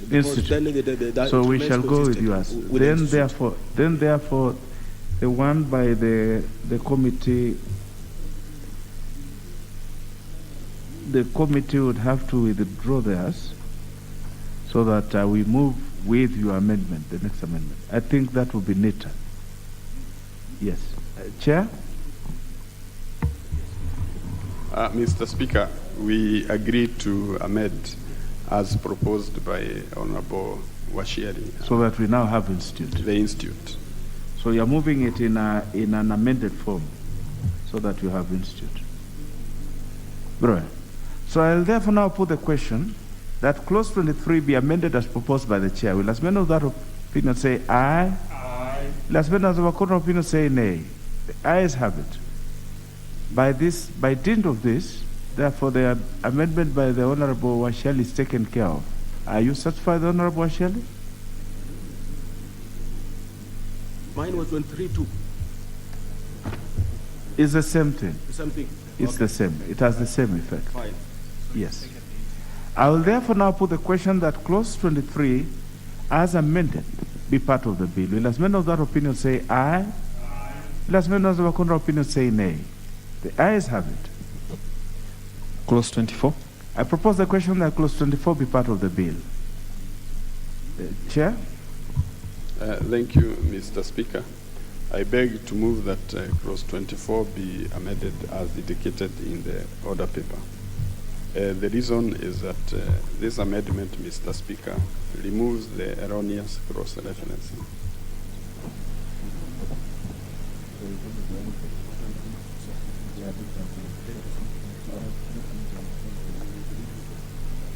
I propose the question that clause 24 be amended as proposed by the chair. I now put the question that clause 24 be amended as proposed by the chair. Will as many of that opinion say aye? Aye. Will as many of our counter opinion say nay? The ayes have it. We will now move on to the amendment by the Honorable Asheli. Thank you, Chair. I move that clause 24 of the bill be amended by deleting subclause 3.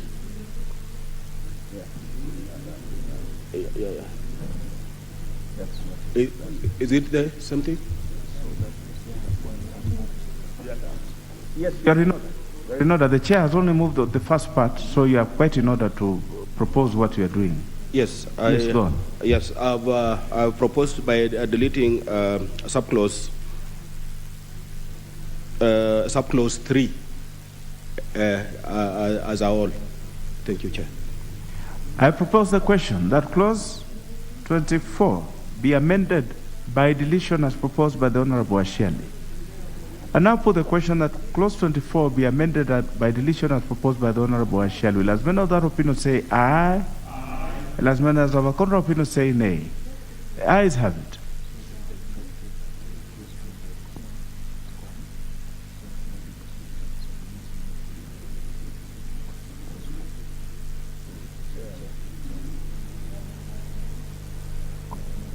Chair, now you need to move your proposal to subclause 4 there of this clause 24.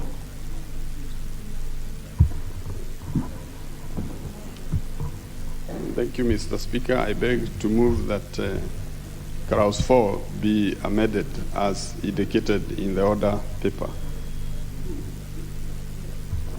I propose a question that clause 24 be amended as proposed by the chair. I now put the question that clause 24.4 be amended as proposed by the chair. Will as many of that opinion say aye? Aye. Will as many of our contrary opinion say nay? The ayes have it. Clause 25. I propose the question that clause...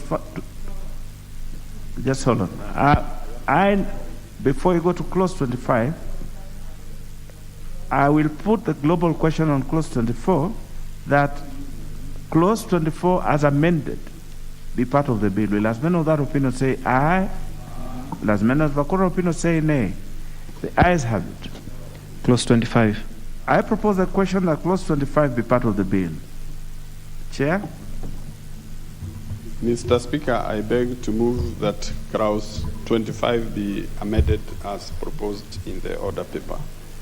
This, Mr. Speaker, is to correct the cross-referencing in this section. I propose a question that clause 25 be amended as proposed by the chair. I now put the question that clause 25 be amended as proposed by the chair. As many of that opinion say aye? Aye. As many of the contrary opinion say nay? Ayes have it. I now put the question that clause 25 as amended be part of the bill. Will as many of that opinion say aye? Aye. Will as many of the contrary opinion say nay? The ayes have it. Clause 26. I propose the question that clause 26 be part of the bill. Chair? Mr. Speaker, I beg to move that clause 26 be amended as proposed in the order paper for the reasons that this amendment is to remove reference to the examination body which has been deleted from the bill. I propose the question that clause 26 be amended as proposed by the chair. I now put the question that clause 26 be amended as proposed by the chair. Will as many of that opinion say aye? Will as many of the contrary opinion say nay? The Honorable Ashiali? Chair, I just wanted to clarify with the Chair of Finance that he withdrew the clause that was to remove the examination body. Therefore, if he withdrew, he cannot now be correcting something that is already back in the bill. Therefore, it is not withdrawn. The examination body is not withdrawn. You are absolutely right, the Honorable Ashiali. Chair, you took it away, so you cannot have your cake and eat it. So, Mr. Speaker, it is true. We had removed that in clause 2. So I dropped the amendment. That is the right thing to do. So therefore now I'll put the question that clause 26 be part of the bill. Will as many of that opinion say aye? Aye. Will as many of our contrary opinion say nay? The ayes have it. Clause 27. I propose the question that clause 27 be part of the bill. Chair? Mr. Speaker, I beg to move that clause 27 be amended as indicated in the order paper.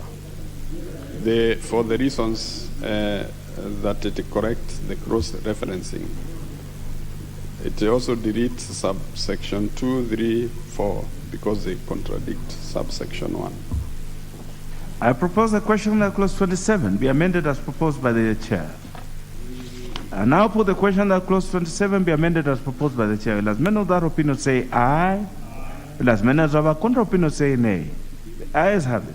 I now put the question that clause 27 as amended be part of the bill. Will as many of that opinion say aye? Will as many of that opinion say aye? Will as many of the opinion say nay? The ayes have it. Clause 28. I propose the question that clause 28 be part of the bill. Chair. Mr. Speaker, I beg to move that clause 28 be as amended, as indicated in the order paper, for the same reasons of correcting the cross-referencing. I propose the question that clause 28 be part of the bill.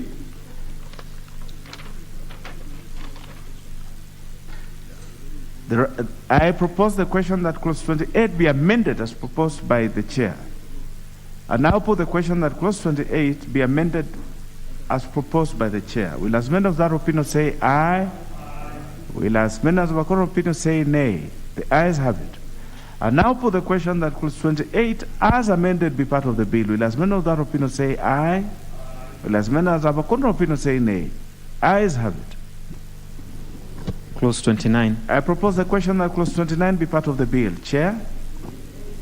Mr. Speaker, I beg to move that clause 29 be amended as indicated in the order paper, all the way A, B, C, and D, for the same reasons of correcting the cross-referencing and removing provisions for a further hearing, because the matter has been determined by the disciplinary committee and the right to be heard applied. Further, it seeks to recognize that the right of appeal is a legal right, and therefore it needs not to be legislated in the bill.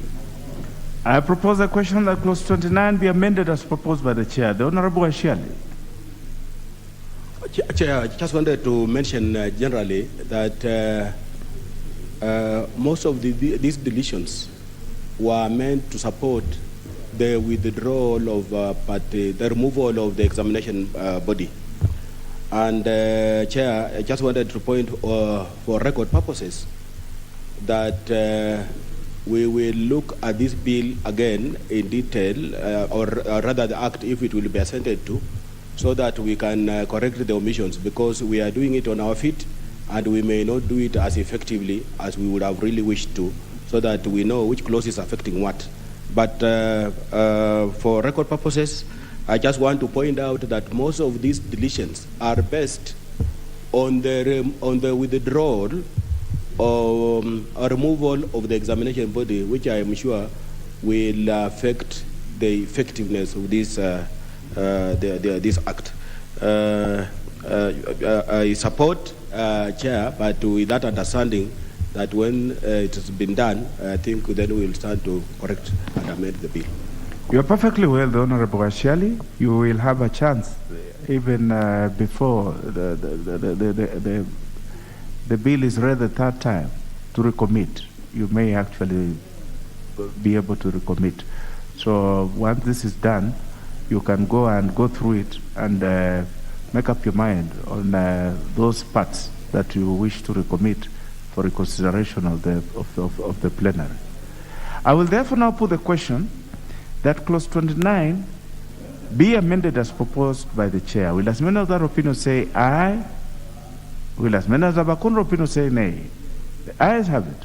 I now put the question that clause 29 as amended be part of the bill. Will as many of that opinion say aye? Will as many of the opinion say nay? The ayes have it. Clause 30. I propose the question that clause 30 be part of the bill. There's no amendment to this. I therefore put the question that clause 30 be part of the bill. Will as many of that opinion say aye? Will as many of the opinion say nay? The ayes have it. Clause 31. I propose the question that clause 31 be part of the bill. Chair. Mr. Speaker, I beg to move that clause 31 be amended in A, B, C, D, and part 2 as indicated in the order paper. I propose the question that clause 31 be amended as indicated in the order paper. I now put the question that clause 31 be amended as indicated in the order paper. Will as many of that opinion say aye? Will as many of that opinion say nay? The ayes have it. I now put the question that clause 31 as amended be part of the bill. Will as many of that opinion say aye? Will as many of that opinion say nay? The ayes have it. Clause 32.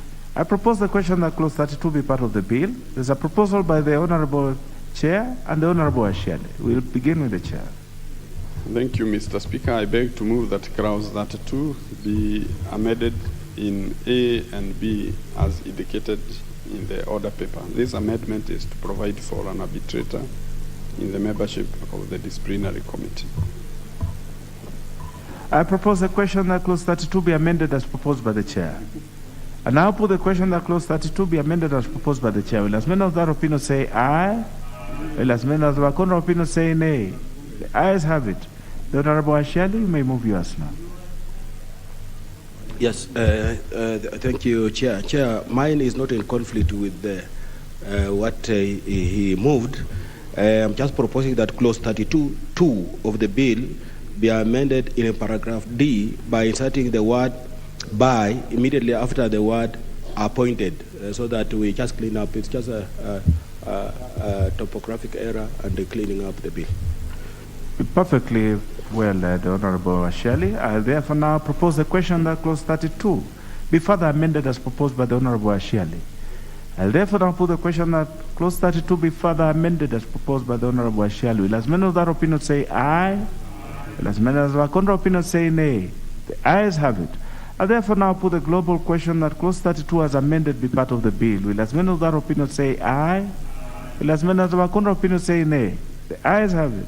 Clause 33. I propose the question that clause 33 be part of the bill. I now put the question that clause 33 be part of the bill. Will as many of that opinion say aye? Will as many as the contrary opinion say nay? The ayes have it. Clause 34. I propose the question that clause 34 be part of the bill. Chair.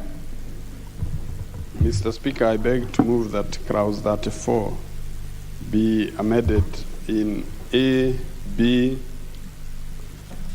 C as indicated in the order paper. This is in order to clean up the provision and correct the cross-referencing. I propose the question that clause 34 be amended as proposed by the Chair. I now put the question that clause 34 be amended as proposed by the Chair. Will as many of that opinion say aye? Aye. Will as many of that opinion say nay?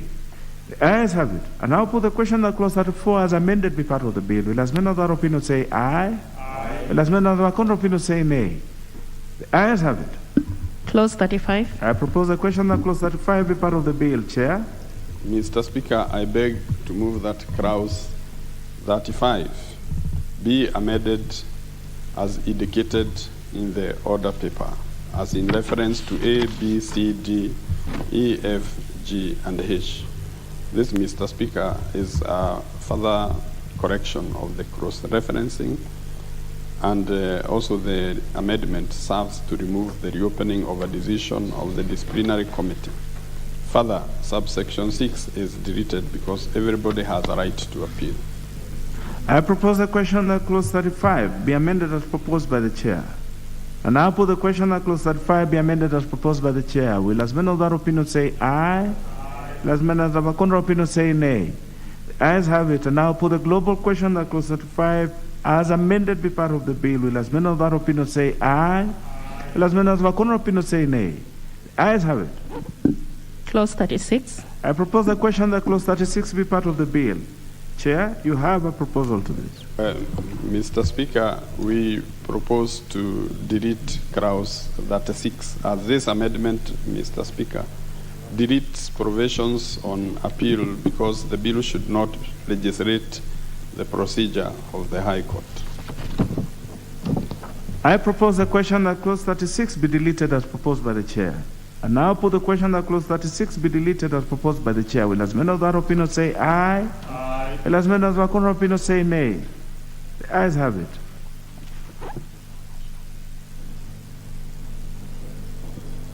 The Honorable Ashiali, you note that yours now has got no legs to stand on. Yes, Chair, I wish to drop now that we have adopted the deletion. Very right. Thank you. Let's proceed. Clause 37.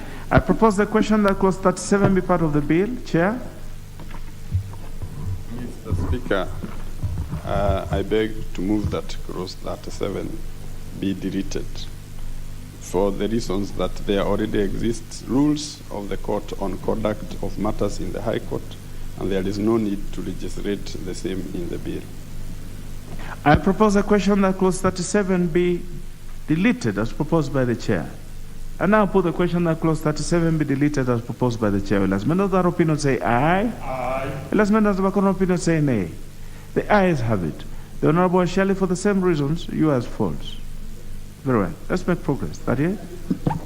Clause 38. I propose a question that clause 38 be part of the bill. There's no amendment to this. I therefore put the question that clause 38 be part of the bill. Will as members of that opinion say aye? Will as members of the opinion say nay? The ayes have it. Clause 39. I propose the question that clause 39 be part of the bill. Chair, you have a proposal to this. Mr. Speaker, I beg to move that clause 39 be amended in A and B as proposed in the order paper. For the same reason, Mr. Speaker, that it corrects the cross-referencing. I propose a question that clause 39 be amended as proposed by the chair. And now put the question that clause 39 be amended as proposed by the chair. Will as many of that opinion say aye? Aye. Will as many as have a contrary opinion say nay? The ayes have it. And now put the question that clause 39 as amended be part of the bill. Will as many of that opinion say aye? Aye. Will as many as have a contrary opinion say nay? The ayes have it. Clause 40. I propose the question that clause 40 be part of the bill. Chair. Mr. Speaker, I beg to move that clause 40 be amended in A, B, C, and D as indicated in the order paper. This amendment, Mr. Speaker, removes the requirement for Parliament to appropriate funds for a private entity. I propose the question that clause 40 be amended as proposed by the chair. I now put the question that clause 40 be amended as proposed by the chair. Will as many of that opinion say aye? Aye. Will as many of that opinion say nay? The ayes have it. And now put the question that clause 40 as amended be part of the bill. Will as many of that opinion say aye? Aye. Will as many of that contrary opinion say nay? The ayes have it. Clause 41. And I propose the question that clause 41 be part of the bill. Chair. Mr. Speaker, I beg to move that clause 41 be deleted. This amendment is a consequence of removal of public funding at the clause 40, and there is therefore no need for a public audit. I put the question that clause 41 be deleted as proposed by the chair. And I put the question that clause 41 be deleted as proposed by the chair. Will as many of that opinion say aye? Honorable members? Aye. Will as many of that opinion say nay? The ayes have it. Clause 42. I propose the question that clause 42 be part of the bill. Chair. Mr. Speaker, this I beg to move that we delete clause 42 as a consequence of deleting 40 and 41. The reason is that we have removed the issue of public funding at the clause 40 for private entities. I propose the question that clause 42 be deleted as proposed by the chair. And I put the question that clause 42 be deleted as proposed by the chair. Will as many of that opinion say aye? Aye. Will as many of that opinion say nay? The ayes have it. Clause 43. I propose the question that clause 43 be part of the bill. Chair. Mr. Speaker, I beg to move that we amend clause 43 as indicated in the order paper. This is in the marginal note by deleting the word into brackets by an association. For the reason that the reference of an association is in error.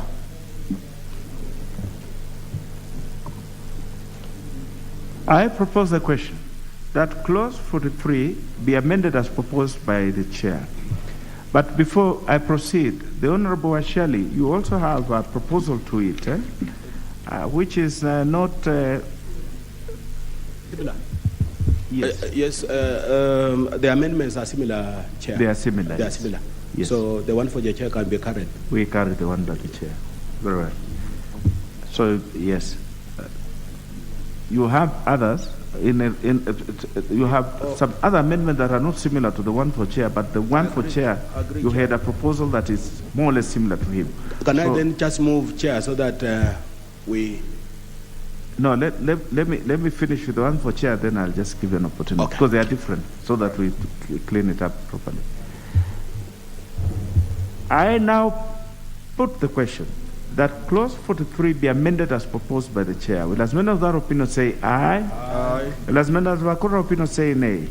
The ayes have it. The Honorable Ashali may now move the others, whilst dropping the one that is similar to the chair's.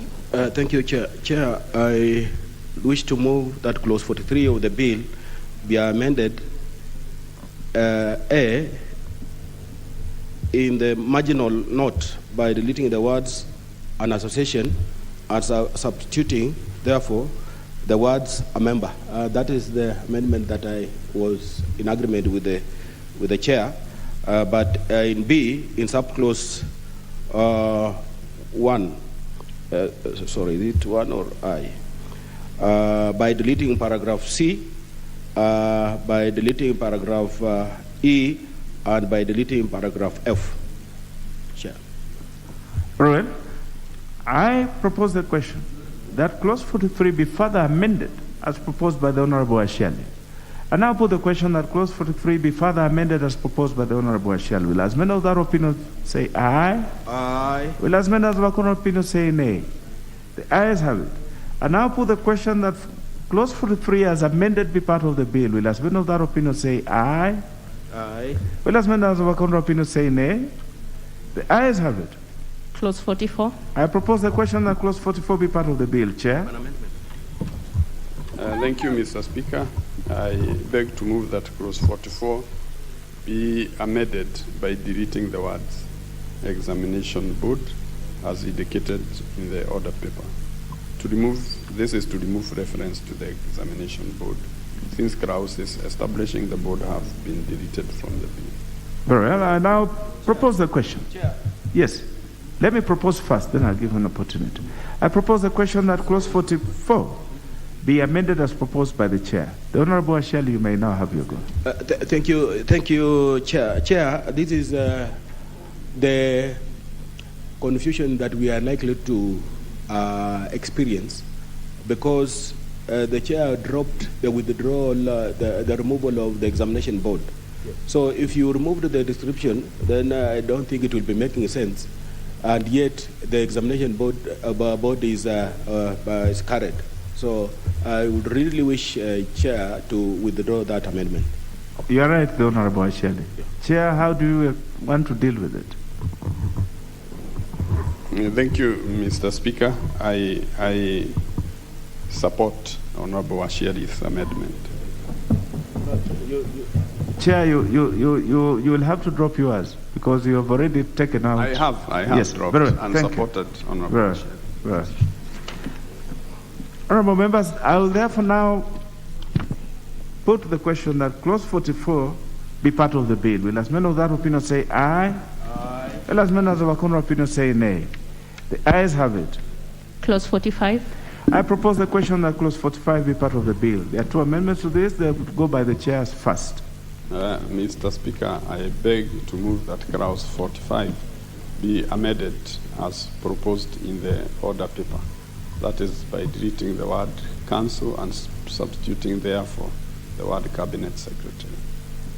This is to provide for the cabinet secretary who shall be making regulations in accordance with the Statutory Instruments Act.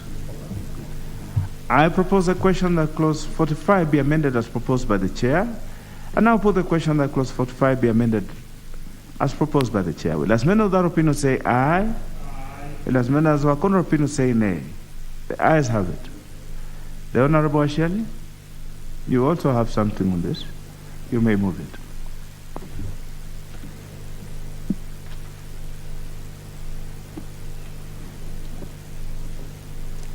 Thank you, Chair. Chair, I move that clause 45(2) of the bill be amended by inserting the following new paragraphs immediately after the paragraph. A.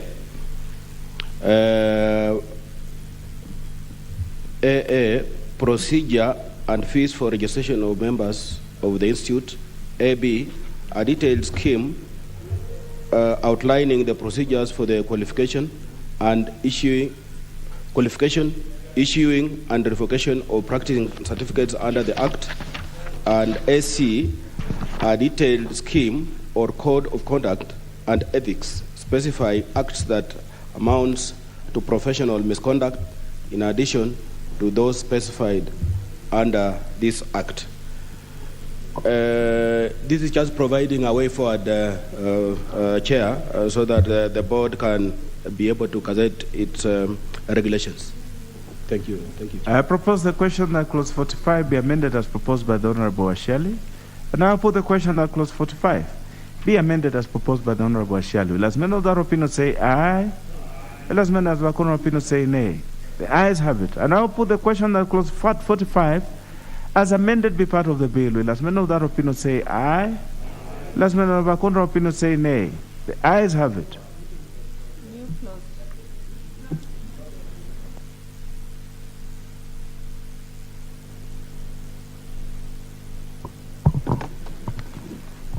New clause 44A. The Honorable, the mover may now move second reading of the new clause. Mr. Speaker, I beg to move that the bill be amended by inserting the following new clause immediately after clause 44. And this is to say 44A1. After the expiration of 12 months or such longer period as the Cabinet Secretary may declare by notice in the Gazette, after the commencement of this Act, no person shall practice as an insurance professional unless he or she is a holder of a practicing certificate that is in force. And 2, any person who contravenes subsection 1 shall be guilty of an offense and liable to a fine not exceeding 50,000 or imprisonment for a period not exceeding 6 months. Mr. Speaker, I beg to move. The justification, Mr. Speaker, is that so that we can provide for a transitional provision. I beg to move. I propose the question that new clause 44A be now read a second time. I put the question that new clause 44A be now read a second time. Will as many of that opinion say aye? Will as many as of a contra opinion say nay? The ayes have it. I now propose the question that new clause 44A be part of the bill. I therefore now put the question that new clause 44A be part of the bill. Will as many of that opinion say aye? Will as many as of a contra opinion say nay? The ayes have it.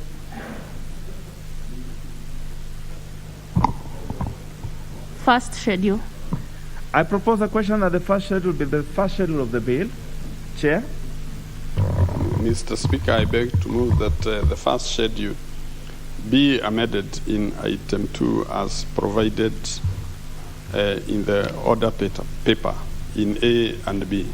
This is to remove erroneous provisions. I propose the question that the first schedule be amended as proposed by the chair. And now put the question that the first schedule be amended as proposed by the chair. Will as many of that opinion say aye? Aye. Will as many of the opinion say nay? The ayes have it. And now put the question that the first schedule as amended be part of the bill. Will as many of that opinion say aye? Aye. Will as many of the opinion say nay?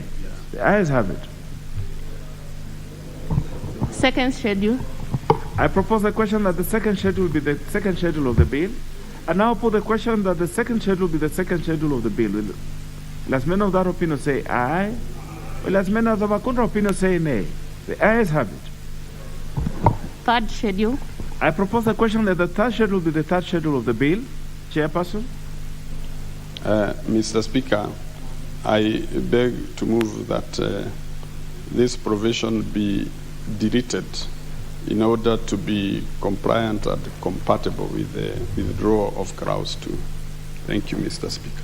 I propose the question that the third schedule be deleted as proposed by the chair. And now put the question that the third schedule be deleted as proposed by the chair. Will as many of that opinion say aye? Aye. Will as many of the current opinion say nay? The ayes have it. The Honorable Shelley. Chair, I think it would have been much better if we would have seen or known the contents of the third schedule, because the third schedule is about the examination board, which we have all agreed that it should be reinstated in the bill.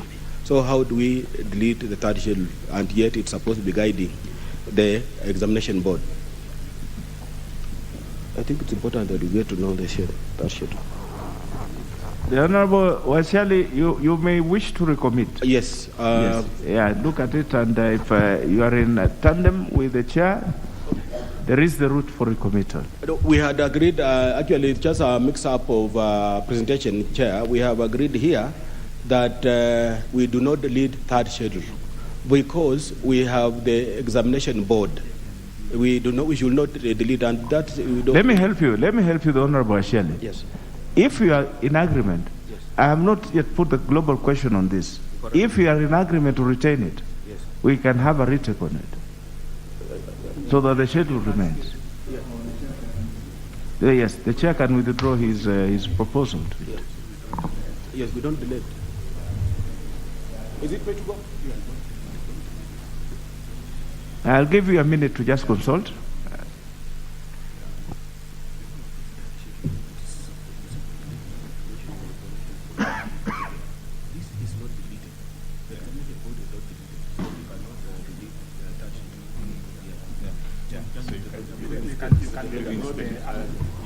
Mr. Speaker, I drop that amendment and reinstate the third schedule. Very well. I now put the question that the third schedule be the third schedule of the bill. Will as many of that opinion say aye? Will as many as of a corner opinion say nay? The ayes have it. Fourth schedule. I propose the question that the fourth schedule be the fourth schedule of the bill. There's no amendment to this. I therefore now put the question that the fourth schedule be the fourth schedule of the bill. Will as many of that opinion say aye? Will as many as of a corner opinion say nay? The ayes have it. Clause 2. I propose the question that clause 2 be part of the bill. Chair? You have an amendment to this. And the Honorable Wasiali too.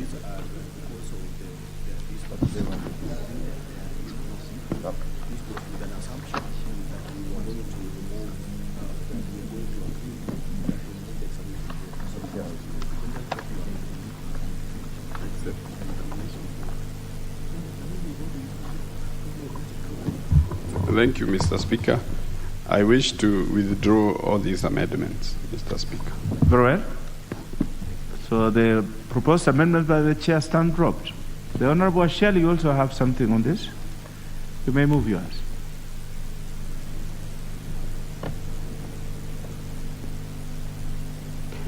Thank you, Chair. Chair, I really want to thank the Chair of Committee on Finance on the understanding that we have had throughout this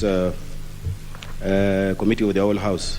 Chair, I want to propose that clause 2 of the bill be amended by inserting the following new definition in the proper alphabetical sequence. That professional pre-qualification means a certificate in insurance studies, and that it is issued by the institution approved or recognized by the Commission for University Education, established under the Universities Act 2012, or the Technical and Vocational Education and Training Authority, established under the Technical and Vocational Education and Training Act of 2013, which certificate shall be required by the examination board as a requirement for candidates who apply to sit the insurance professional examinations. And Chair, why we have to put that explanatory notes is to take care of a college of insurance, colleges that have been training insurance professionals so that they can take care of their business as they have always done, but later on, in terms of recognition of the professionals in the insurance sector, it should be the institute which will do that, which will then be done by the examination board that has been reinstated by this House, this committee. And therefore, I really wish to move, Chair. Thank you. I propose the question that clause 2 be amended as proposed by the Honorable Asheli. And now I put the question that clause 2 be amended as proposed by the Honorable Asheli. Will as many of that opinion say aye? Aye. Will as many of the contrary opinion say nay? The ayes have it. And now put the question that clause 2 as amended be part of the bill. Will as many of that opinion say aye? Aye. Will as many of the contrary opinion say nay? The ayes have it. Title. I propose that the title be the title of the bill. Chair. Yeah.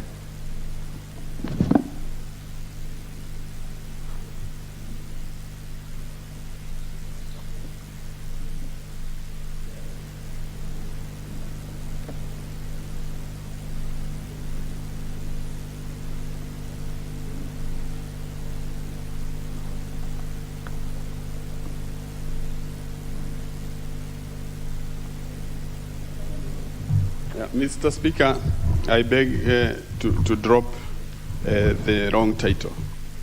Right. So the proposal by the chair to amend the title stands dropped. The Honorable Ashali also have a proposal to this. Yes, Chair, I wish to move that there is an amendment of the title because the bill as it is reads the Insurance Professional Registration Bill 2020. But Chair, registration is part of many other objects of the bill. So, because we have other objects of the bill, like provision of examination, regulations of standards, and practice of insurance professionals. Therefore, we wanted to remove the word registration from the bill so that the bill reads that the Insurance Professional Bill 2020, instead of including the word registration. I propose a question that the title be amended as proposed by the Honorable Ashiali. And now put the question that the title be amended as proposed by the Honorable Ashiali. Will as many of that opinion say aye?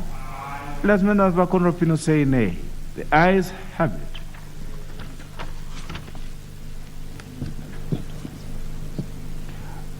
I now put the question that the title as amended be the title of the bill. Will as many of that opinion say aye? Will as many of that opinion say nay? The ayes have it. Clause 1. I propose the question that clause 1 be part of the bill. The Honorable Ashiali?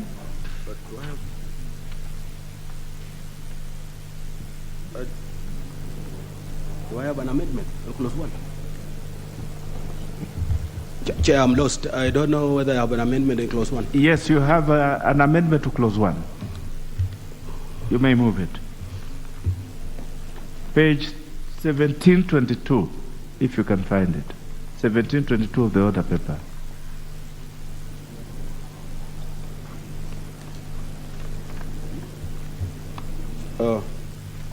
It's to the same effect of registration. Yeah, thank you, Chair. I move that clause 1 of the bill be amended by deleting the word registration. Chair, is for the same explanation that I had made earlier, that the bill has more objects than just registration alone. That's quite in order. Yeah, thank you, Chair. I now propose the question that clause 1 be amended as proposed by the Honorable Ashiali. I put the question that clause 1 be amended as proposed by the Honorable Ashiali. Will as many of that opinion say aye? Aye. Will as many of that opinion say nay? The ayes have it.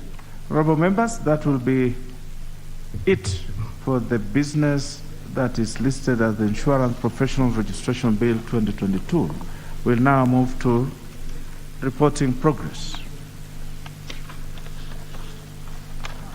The mover to report progress. Honorable Chair, person I beg to move that the committee do report to the House its consideration of the Insurance Professional Registration Bill, National Assembly Bill number 25 of 2020, and its approval thereof with amendments. I now put the question, which is that the committee do report to the House its consideration of the Insurance Professionals Registration Bill, National Assembly Bill number 25 of 2020, and its approval thereof with amendments. Will as many of that opinion say aye? Aye. Will as many of the contrary opinion say nay? Ayes have it. Just hold on.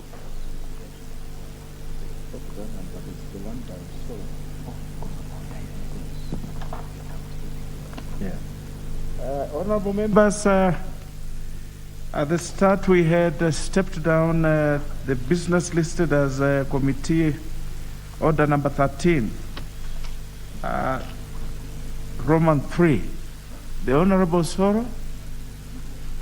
Soro has not made his way to the House yet. So that business stance stepped down. And that will be it for purposes of Order 13.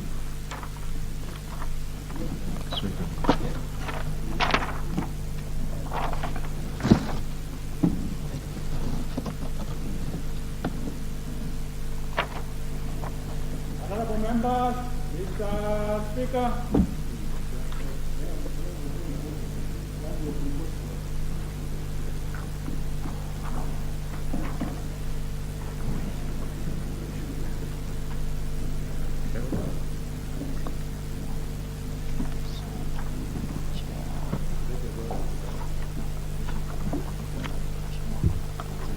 Order, members.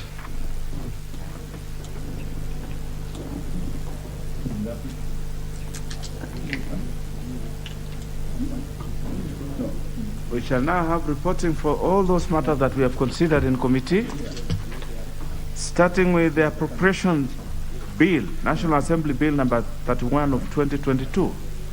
The Honorable Kanini Kega.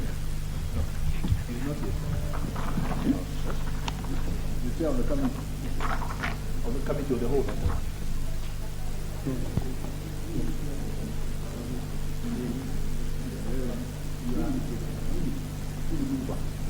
When you are the move out of Honorable Speaker, I beg to report that the Committee of the Whole House has considered the Appropriation Bill, National Assembly Bill number 31 of 2022, and approved the same with amendments. Mover.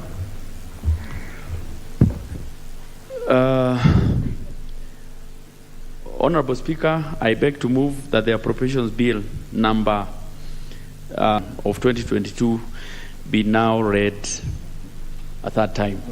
No, I think. Yes, sorry. Honorable Speaker, I beg to move that the House do agree with the committee in the said report, and also request Honorable Shinali to second the motion for the agreement with the report of the Committee of the Whole House. The Honorable Shinali. Mr. Speaker, I second. Honorable members, I propose the question which is that the House do agree with the committee in the said report.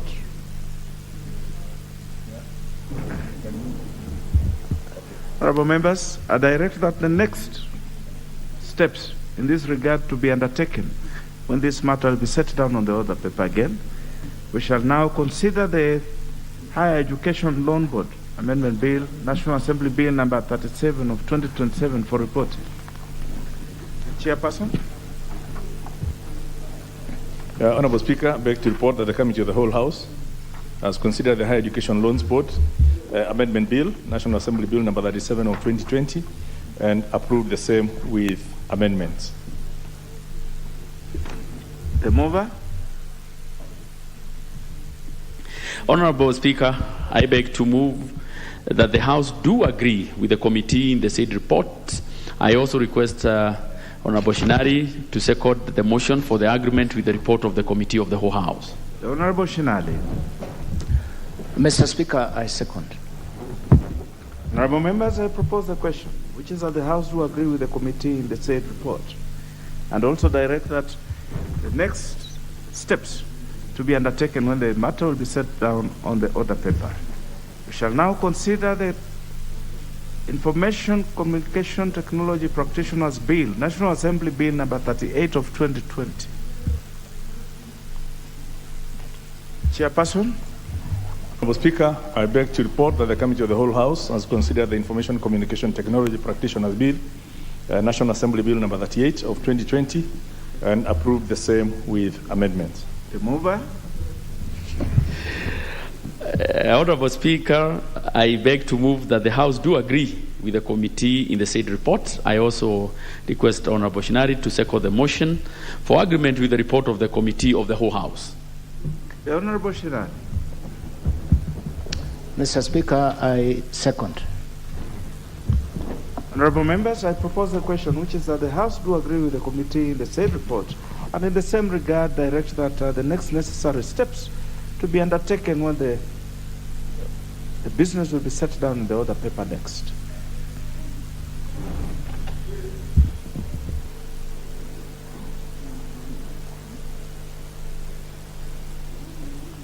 The next one is the Insurance Professionals Registration Bill, National Assembly Bill number 25 of 2020. Chairperson. Honorable Speaker, I beg to report the Committee of the whole House has considered the Insurance Professionals Registration Bill, National Assembly Bill number 25 of 2020, and approved the same with amendments. The mover.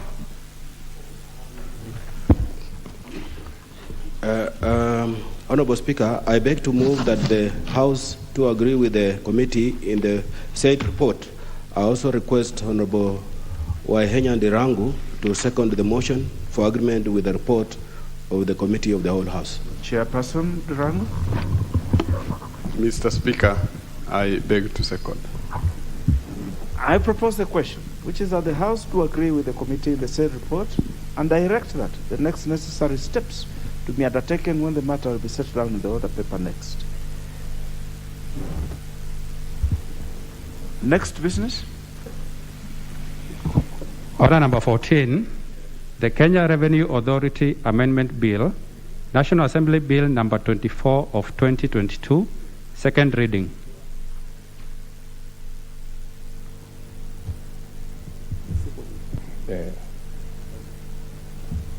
Honorable Speaker, I beg to move that the Kenya Revenue Authority Amendment Bill, National Assembly Bill number 24 of 2022, be now read a second time.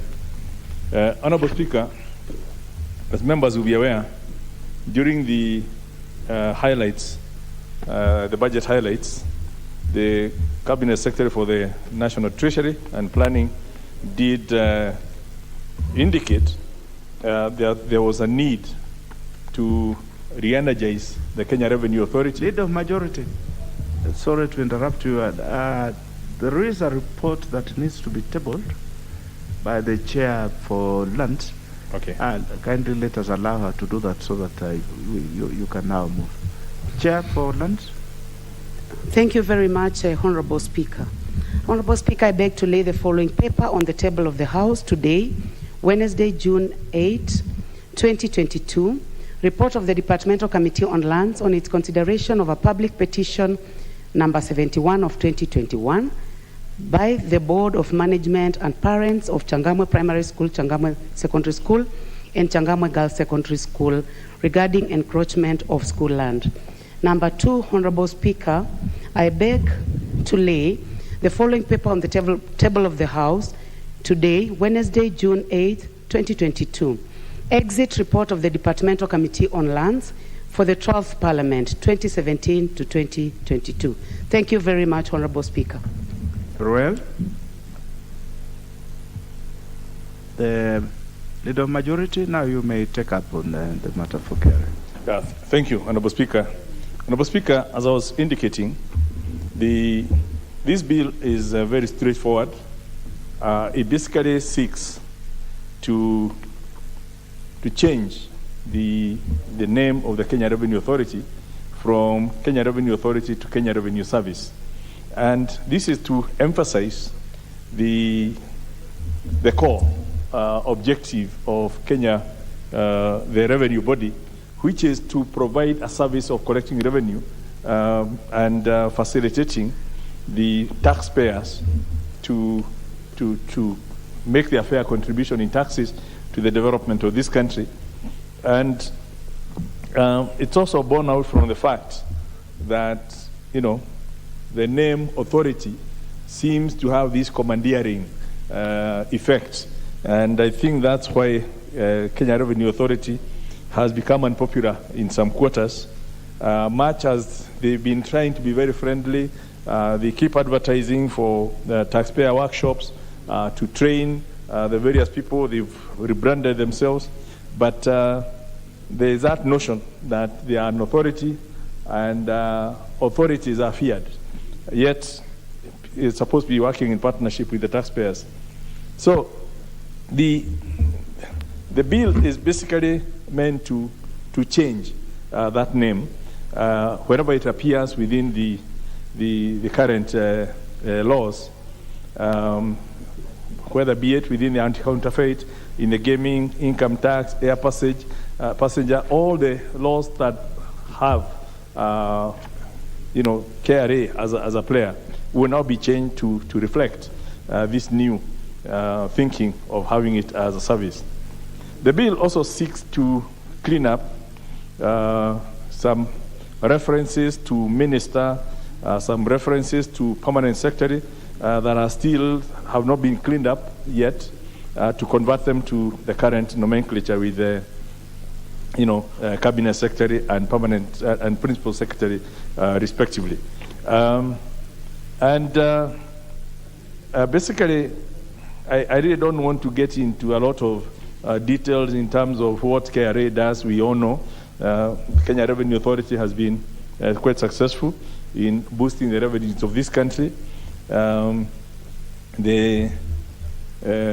do hope that when we change the name, they'll become much more friendly, they'll be more accessible, and people who fear them will at least not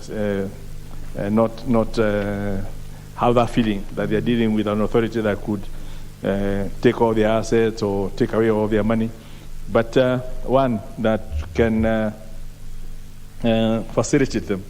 And when we are at it, one of the things that I know our members have been affected by this, I would like to ask the people at the Kenya Revenue Authority, as we are doing this, especially on members of parliament. I don't know how many members of parliament have gone for their tax compliance certificate and received it at the first instance. There will always be an issue that there is some reconciliation between parliament and KRA because the two systems don't seem to work together. And I want us to, as they change, as we support them to change into a service, I want them to start thinking of integrating their systems so that when we pay taxes through our payroll here in Parliament, it's reflected simultaneously in KRA so that if on the first or the second day of the next month, a member was to go, and in fact, any public servant, because it's the same if Ms. and KRA not agreeing, any person going for their tax clearance certificate should be able to receive it without being told, go and bring some stamped P9 from Parliament so that we can see that the money was deducted and paid. The two systems should be working together. I just want to appeal to KRA that as we change them, let them also do some of those basic things so that people are not unnecessarily delayed. Like we had just the other day with a member that we appointed ambassador. One of the people we appointed as an ambassador, or one of the commissioners, who had been told he's not tax compliant just because of the same issues. I think that is to the EACC. So it's something that I would like to ask them to address. Honorable Speaker, like I said, this bill is straightforward. It's just changing the name and changing some of those bits and pieces in terms of where there's reference to a minister to change it to cabinet secretary or permanent secretary to make it to principal secretary. And I really don't want to belabor the point and keep talking about the obvious. Honorable Speaker, I beg to move and ask the Vice Chair of the Finance Committee to second. The Honorable Ehenya. Thank you, Mr. Speaker. I beg to second the second reading of the Kenya Revenue Authority Amendment Bill, Bill number 24 of 2022. Mr. Speaker, as indicated by the majority leader, it is true this is a very short bill, and its essence is just changing the name to Kenya Revenue Service, Mr. Speaker, so that it sounds friendly. Mr. Speaker, I wish to congratulate the Kenya Revenue Authority, and in particular, the Commissioner General, Dr. Gadhi Boro, and his team of commissioners and officers who have worked, and for the last 10 years, Mr. Speaker, revenues collected by KRA have grown from 800 billion to close to 1.8 trillion to date. The growth in revenues has been phenomenal, and the investment in IT, Mr. Speaker, of course, a lot of bad things have been said about KRA by people who have been trying to evade taxes. And it is important that we support KRA because it's the one that lays the golden egg, Mr. Speaker. We would not be able to lead all these huge budgets we do if KRA was not doing a good job. So, Mr. Speaker, I wish to second so that we now rename Kenya Revenue Authority to Kenya Revenue Service. Thank you, Mr. Speaker. I beg to second. Honorable members, allow me then to propose that the Kenya Revenue Authority Amendment Bill, National Assembly Bill number 24 of 2022, be now read a second time. The Honorable Shinali, member for Ikolomani. Thank you, Mr. Speaker, for giving me this opportunity to add my voice on this Kenya Revenue Bill, Amendment Bill 2022, Mr. Speaker. Mr. Speaker, Kenya Revenue Authority has a huge task of collecting revenue and making sure the government is running, because we have to collect revenue that will be used for development and recurrent expenditures, Mr. Speaker, for the country. Mr. Speaker, Kenya Revenue has improved a lot because it has been a while since we were hitting our targets, revenue collection targets. But of recent, the past 2 financial years, Mr. Speaker, we have seen Kenya Revenue improving and proving to us that it is important to facilitate them by giving them more resources and making them work better. Mr. Speaker, I support that Kenya Revenue Authority Bill be amended and give it a friendly title, Mr. Speaker, for wananchi, the Kenyan citizen, to be relaxed when we are paying our bill, and making sure that now the executive is also able to execute their mandate so that we get services, Mr. Speaker. Going to the bill, Mr. Speaker, I've seen that, Mr. Speaker, the board, we are giving the board authority, Mr. Speaker, to deal and delegate duties to Commissioner General, so that, Mr. Speaker, he is able to allocate duties to officers and departments he feels, Chair, they will perform them better. Mr. Speaker, the bill goes further and also gives the Commissioner General authority, Mr. Speaker, to transfer duties, Mr. Speaker. This allows him, Mr. Speaker, to give departments duties that they may perform better and generate or collect more revenue for our country, Mr. Speaker. Mr. Speaker, finally, also the appointment and the appointment of officers in different departments, Mr. Speaker. The bill also, Mr. Speaker, gives Commissioner General authority to determine, Mr. Speaker, their payment in terms of salaries, Mr. Speaker. Mr. Speaker, and working conditions, Mr. Speaker. Mr. Speaker, as I conclude, Mr. Speaker, we have seen revenue collection going up every year. Mr. Speaker, I want just to urge Kenya Revenue Authority that they double their efforts in collecting revenue, Mr. Speaker, and use modern ways of engaging the taxpayers, Mr. Speaker, and making sure they update their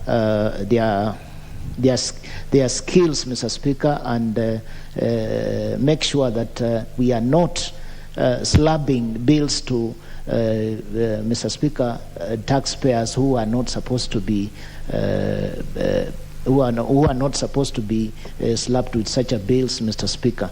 Mr. Speaker, I now want also to urge Kenya Revenue Authority, now that, Mr. Speaker, as this House is debating on how to name them, Mr. Speaker, that the approach when collecting revenue, Mr. Speaker, should be more friendly to the taxpayer, so that the taxpayer is more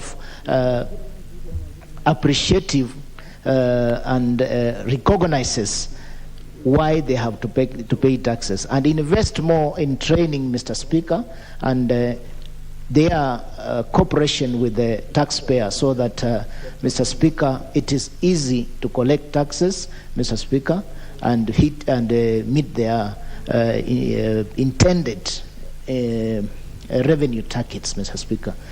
With that, Mr. Speaker, I support. The Honorable Kipyego Ngeno, member for Murwadiki. Thank you, Mr. Speaker. I also wish to just weigh in a little bit on this particular issue, Mr. Speaker, of changing the name of the authority to service. Speaker, somebody once said that you can change the forest, but the monkeys will still remain the same. Even if you change the name of the monkeys from monkey to monkey, whatever, and they are still monkeys, they will still be monkeys, Mr. Speaker. I'm relating this one to this particular change of name. I wish to state clearly that I will support, even if the KRA will change into KRS, I will support, with only one assurance from the leader of majority, that let us not grapple with the change. The honorable member for Murwadiki. Yes, sir. You are saying even if they did I hear KRS or KRS or KRS? Oh, KRS, yeah, not KRS. Not KRS. Oh, very well. Proceed. Instead of KRA, they will change it to KRS. Speaker, I'm supporting this with the assurance of the leader of majority, Speaker, that he is not just going to look at the change of name, but he should look at the change of, not even change, but harnessing of the functions of the Kenya Revenue Authority, so that you know how you know what happens with this department, Mr. Speaker, is that the money that we are relying on in this country, especially on doing budgets, is from the collection of revenue. There are so many people who are paying taxes in this country, Speaker, and people who do they put a lot of efforts to ensure that we have enough money to run the country. But there are two problems that we are facing here, Mr. Speaker. One of them is the collection of those revenues. The people who are concerned with the collection of revenues, and this is where the leader of majority, I wanted him to take note. Not seriously the change of name, like we changed the Kenya Police from Kenya Police, I don't know what, to Kenya Police Service. But still the police are still performing the duties they were performing when they were named, or when they had the other name. I want the leader of majority to seriously look into actually harnessing the process of collection of revenue.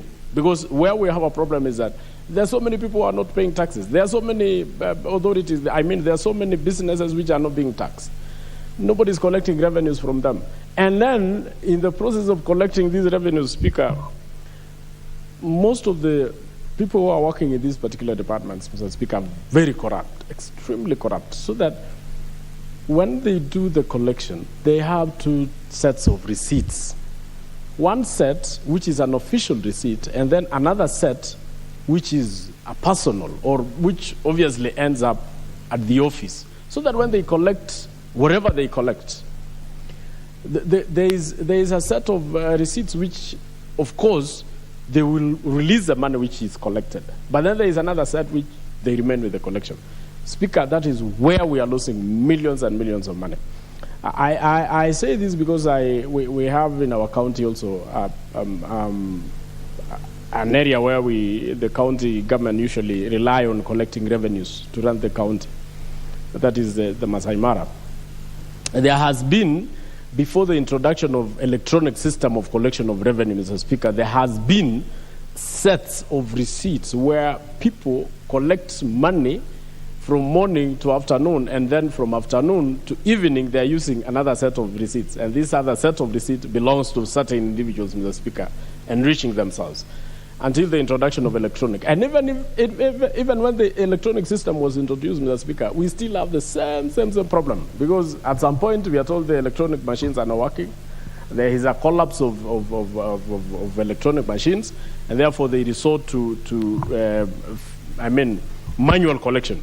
This is exactly what is happening with the Department of with this.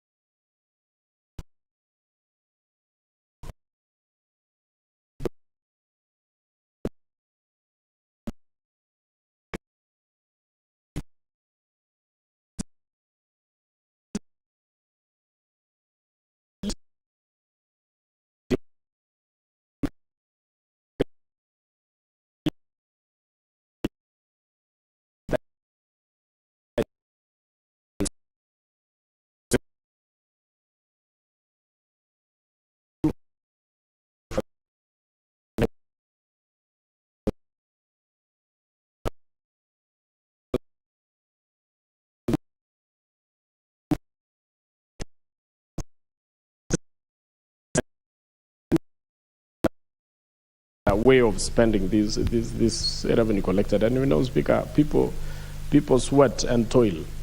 They do businesses day and night just to put food on the table. And then the government comes and overtax them.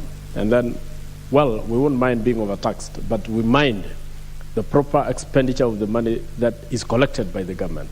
So I wish to support and tell the majority leader that also look at how we can change the process and the means and the method used in collecting revenue by the government, by this particular authority. I thank you and I support, Speaker. The Honorable Yula Mairo, member for Butula.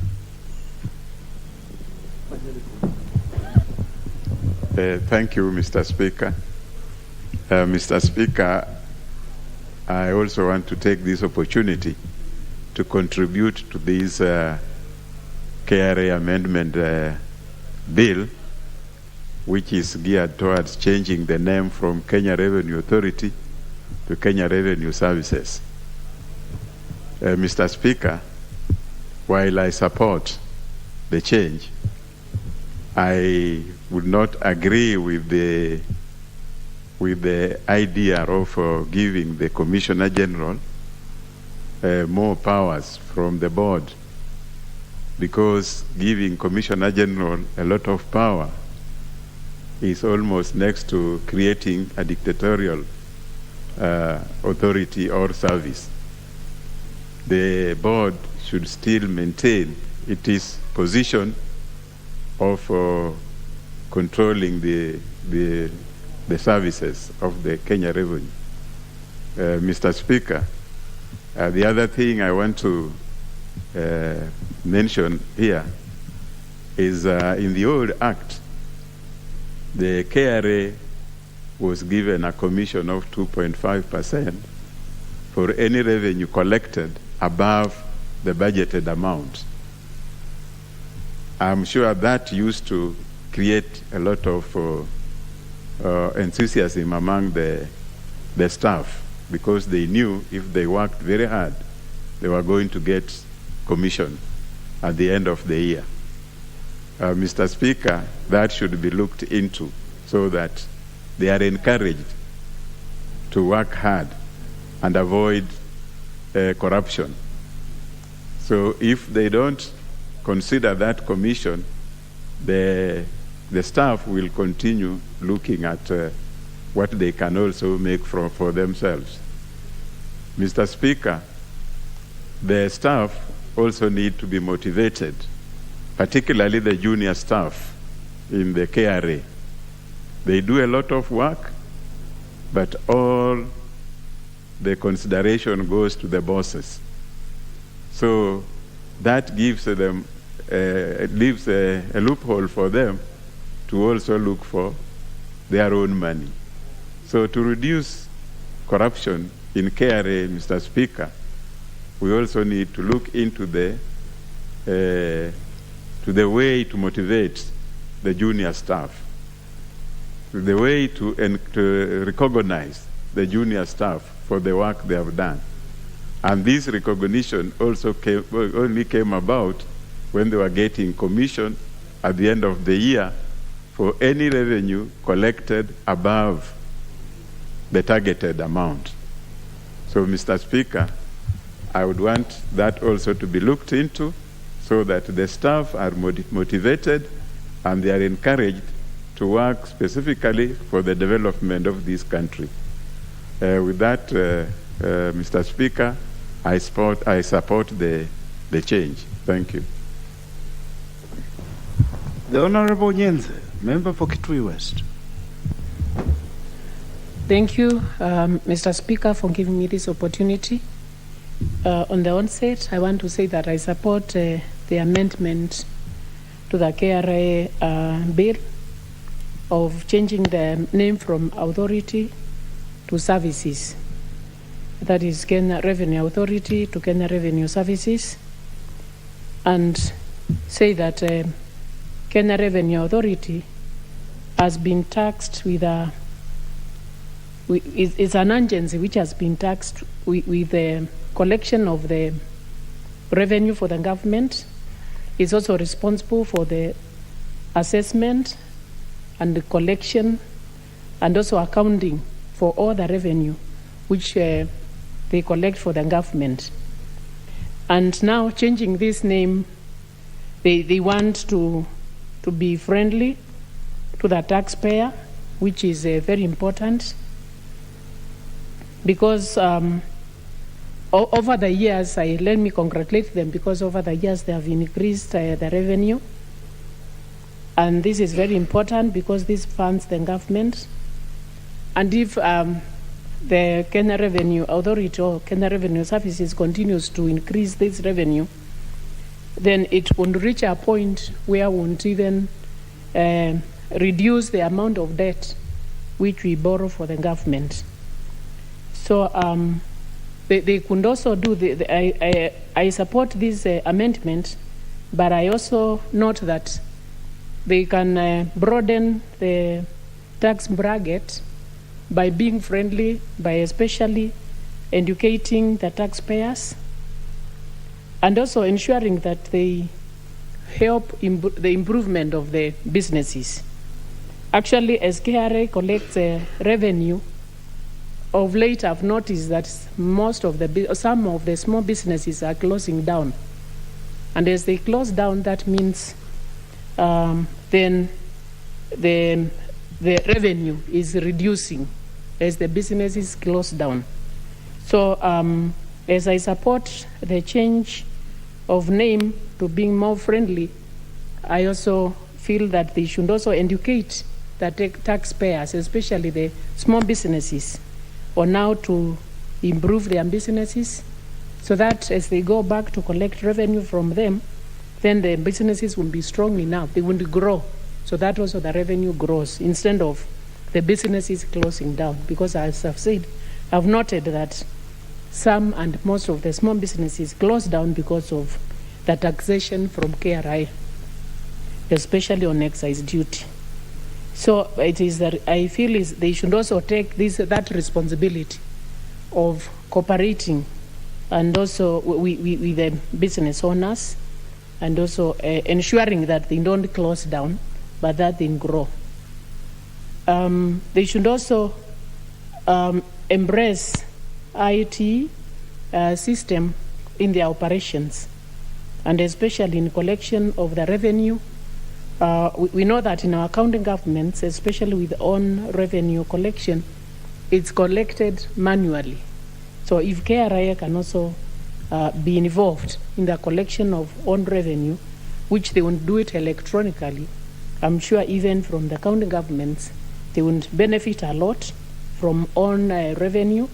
And this would also ensure that now, instead of the national government giving the county government so much money, then they can also benefit from their own revenue. So what I would also say about KRA is that, as my colleague has said, they should motivate their staff. Most of the time you find that KRA employs so many people, and they have so many staff who are on contract, and they remain on contract for a very, very long time. They are involved in collection of a lot of money. They are getting very little pay, and this can actually tempt them to even become corrupt, as they are not well motivated. So they should motivate their staff, not keep them on contract for a long time, employ them, and also ensure that they remunerate them in the right way. So with that, Mr. Speaker, I say that I support the change of name from authority to services, but they should also improve on their services. Thank you, Mr. Speaker. I support. Honorable Ashiali Jomo, member for Mumias East. Thank you, Honorable Speaker. Honorable Speaker, allow me to join my colleagues in supporting this change of name, and quickly add that this should have been done earlier, because I remember, Honorable Speaker, when we were changing from Customs Department to Customs Services, and then domestic taxation taxes, I think that should have been the right time when this should have also followed, so that we change the meaning. Because, Honorable Speaker, you realize that with the new constitution, many of these authoritarian titles have been reduced, and that's why I will support this. Honorable Speaker, like the other members pointed out, it's not enough to change the title. It's not enough. You must change the title, but at the same time, also change the manner in which you approach your businesses, as it were. Because in authority, you have that authoritarian kind of approach, but with our service, you must be able to listen to your clients, who are majorly in this case taxpayers. Honorable Speaker, I was listening to some political news the other day when politicians were complaining that under the Nairobi City Council, they were collecting more revenue in service charge taxes than today when we have Kenya Revenue, and I didn't understand how that would have come up when we expect that Kenya Revenue Authority should do much better than the council. Honorable Speaker, I am sure with the now change of title and change of attitude, maybe the manner in which they handled the Kerocha Industries, where they have forced this industry to close down, maybe it may not have been approached in the manner in which it did, and therefore we want to request that, as we agree with the Commissioner General to change the name from the authority to services, we also want him to retrain his staff so that they also have to change from the manner in which they approach their tax collection. I support Mr. Speaker. The Honorable Bayaya, member for Kilifi North. Thank you very much, Mr. Speaker. I would like first at the onset to say that I support the amendment of changing the name of this organization from Kenya Revenue Authority to Kenya Revenue Services. Mr. Speaker, when you're changing a name from an authority to a service, there's something fundamental that you're doing. You're also saying we are changing the theory of management of that entity. We are also changing the way that entity is managed, not just the branding. Because if you look at that bill, it's very heavy to say that we want to remove authority because it connotes commandeering body and put it to a friendly service oriented. But the change of name does not change the way the operations are done unless deliberately there is policy shift from authority to service. That policy shift is very important. Mr. Speaker, Douglas McGregor, the guy who developed Theory X and Y of management, said that there's a way in which you manage people and you achieve certain results using the theory of management. Whether you coerce them, you push them, you punish them, you cajole them until you get the results.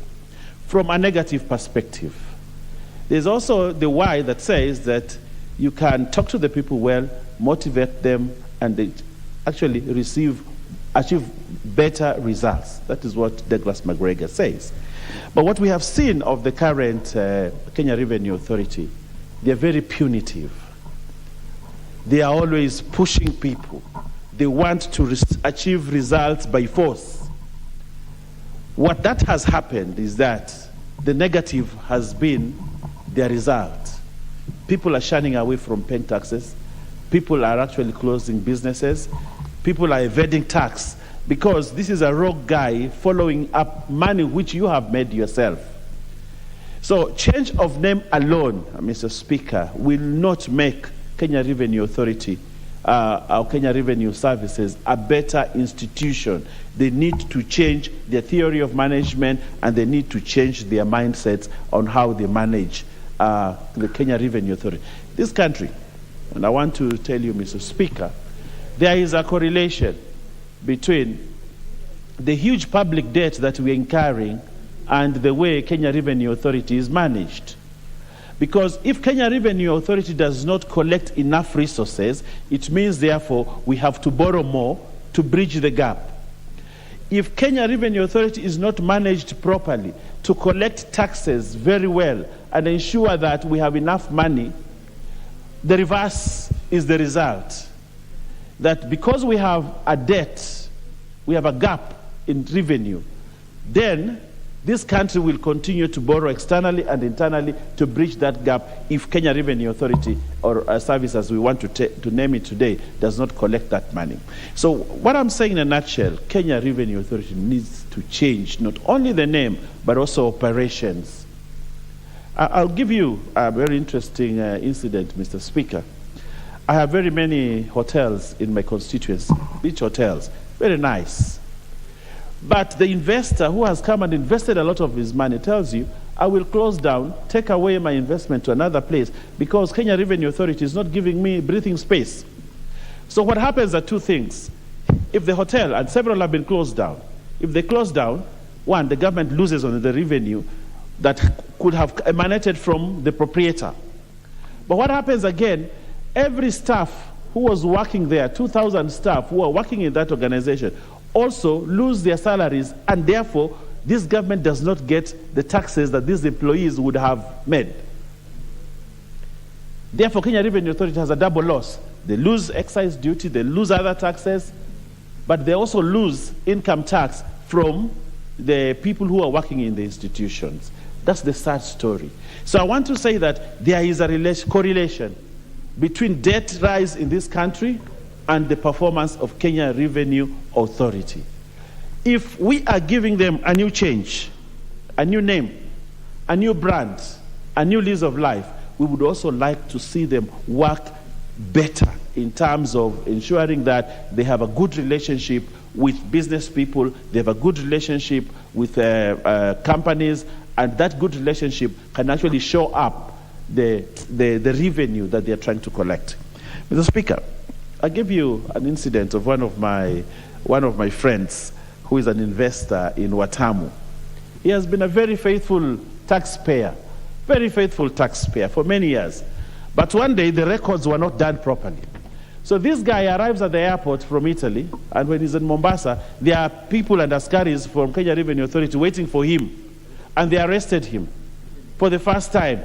And they told him, you know, you are a tax evader, and you know, you have not paid taxes for this much. And they put handcuffs on him and took him to court. When they checked the record, the problem was not that he did not pay taxes. It was because the filing had not been done on time. This guy promised me, Owen, I am closing down, I am selling and moving out of this. And that's exactly what he did. That's exactly what he did. So, Mr. Speaker, what I would like to say is, as we move forward to changing the name and give Kenya Revenue Authority and make it Kenya Revenue Services, let them also change the management of how they do their job so that we can collect enough taxes. And if they collect enough taxes, we will reduce public debt.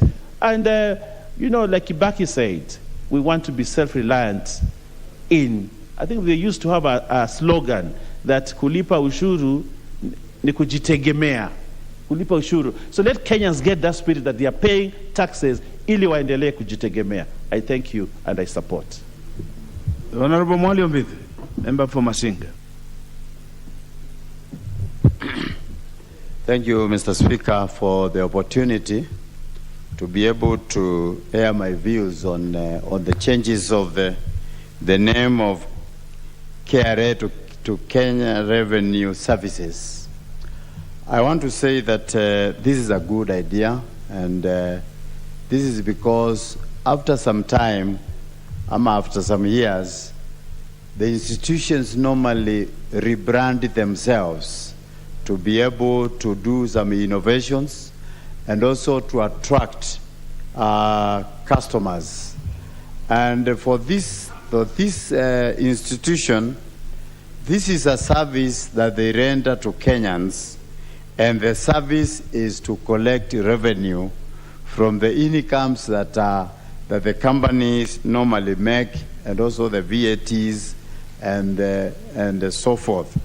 And therefore, they need to appeal to their customers, who are the taxpayers, so that they can be able to attract them and also to be more friendly, because this is a service that they render to us, simply because whatever they collect is what we develop our country with, and it is what makes the country to continue to service their budget.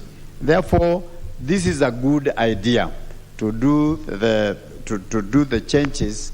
That is by the way of rebranding to Kenya Revenue Services.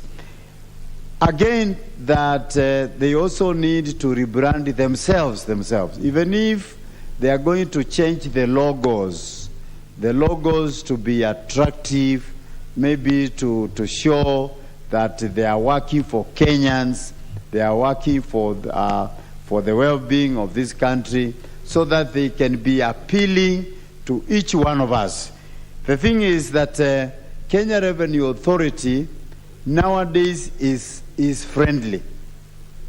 Although the thing is, they have tightened the nose, they have become more strict, and even when you are late for a few shillings, in fact, they even send you an email, even if you are late with 50 shillings, even 100 shillings. They remind you have not paid taxes for 1,000 shillings, and that is efficient. So what they need now is to be able to collect more, to be more efficient. By the way, many of the members have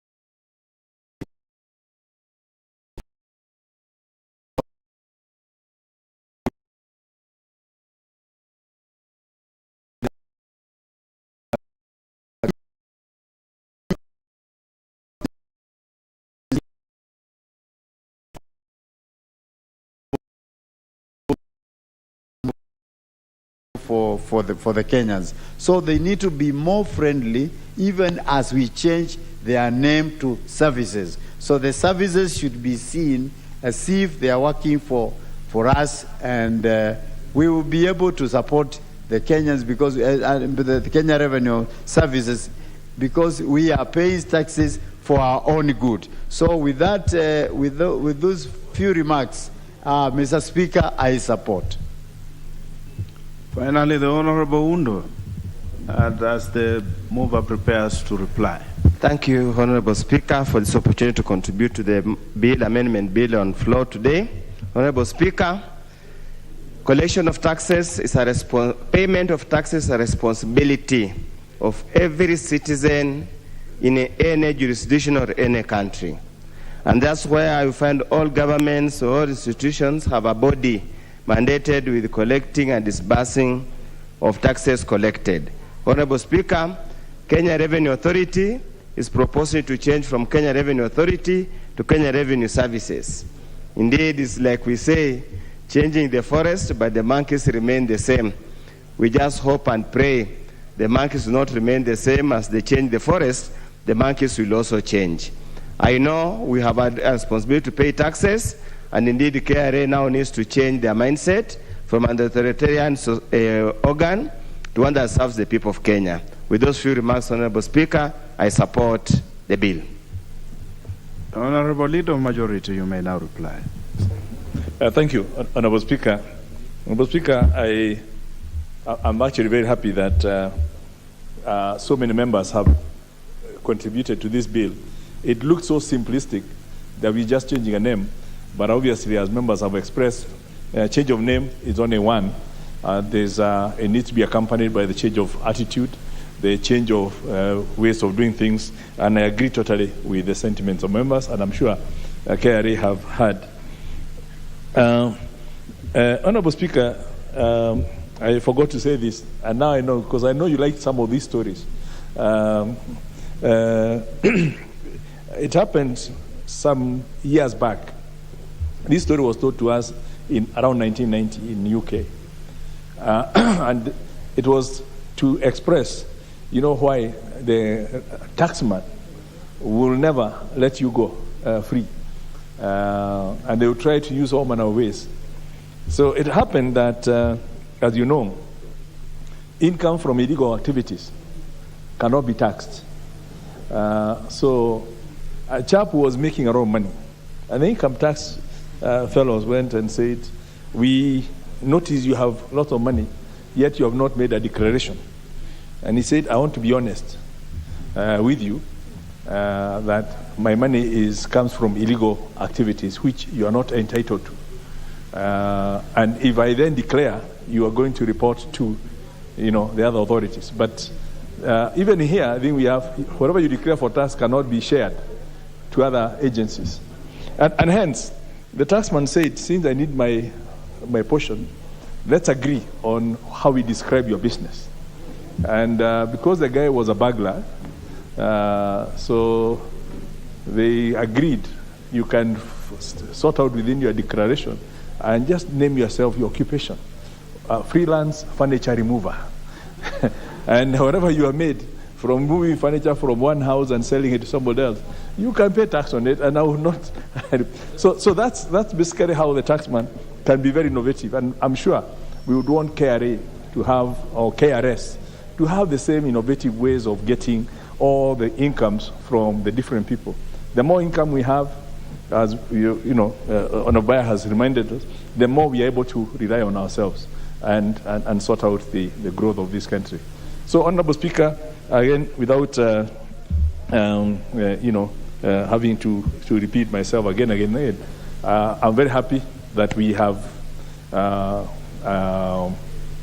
worked out the framework for the rebranding of Kenya Revenue Authority to Kenya Revenue Service, and I would want to see that service taking root immediately so the Kenyan people can enjoy making their contribution to nation building. I don't like looking at it as paying taxes, but it's making their humble contribution to the building of this nation. With those remarks, I beg to reply.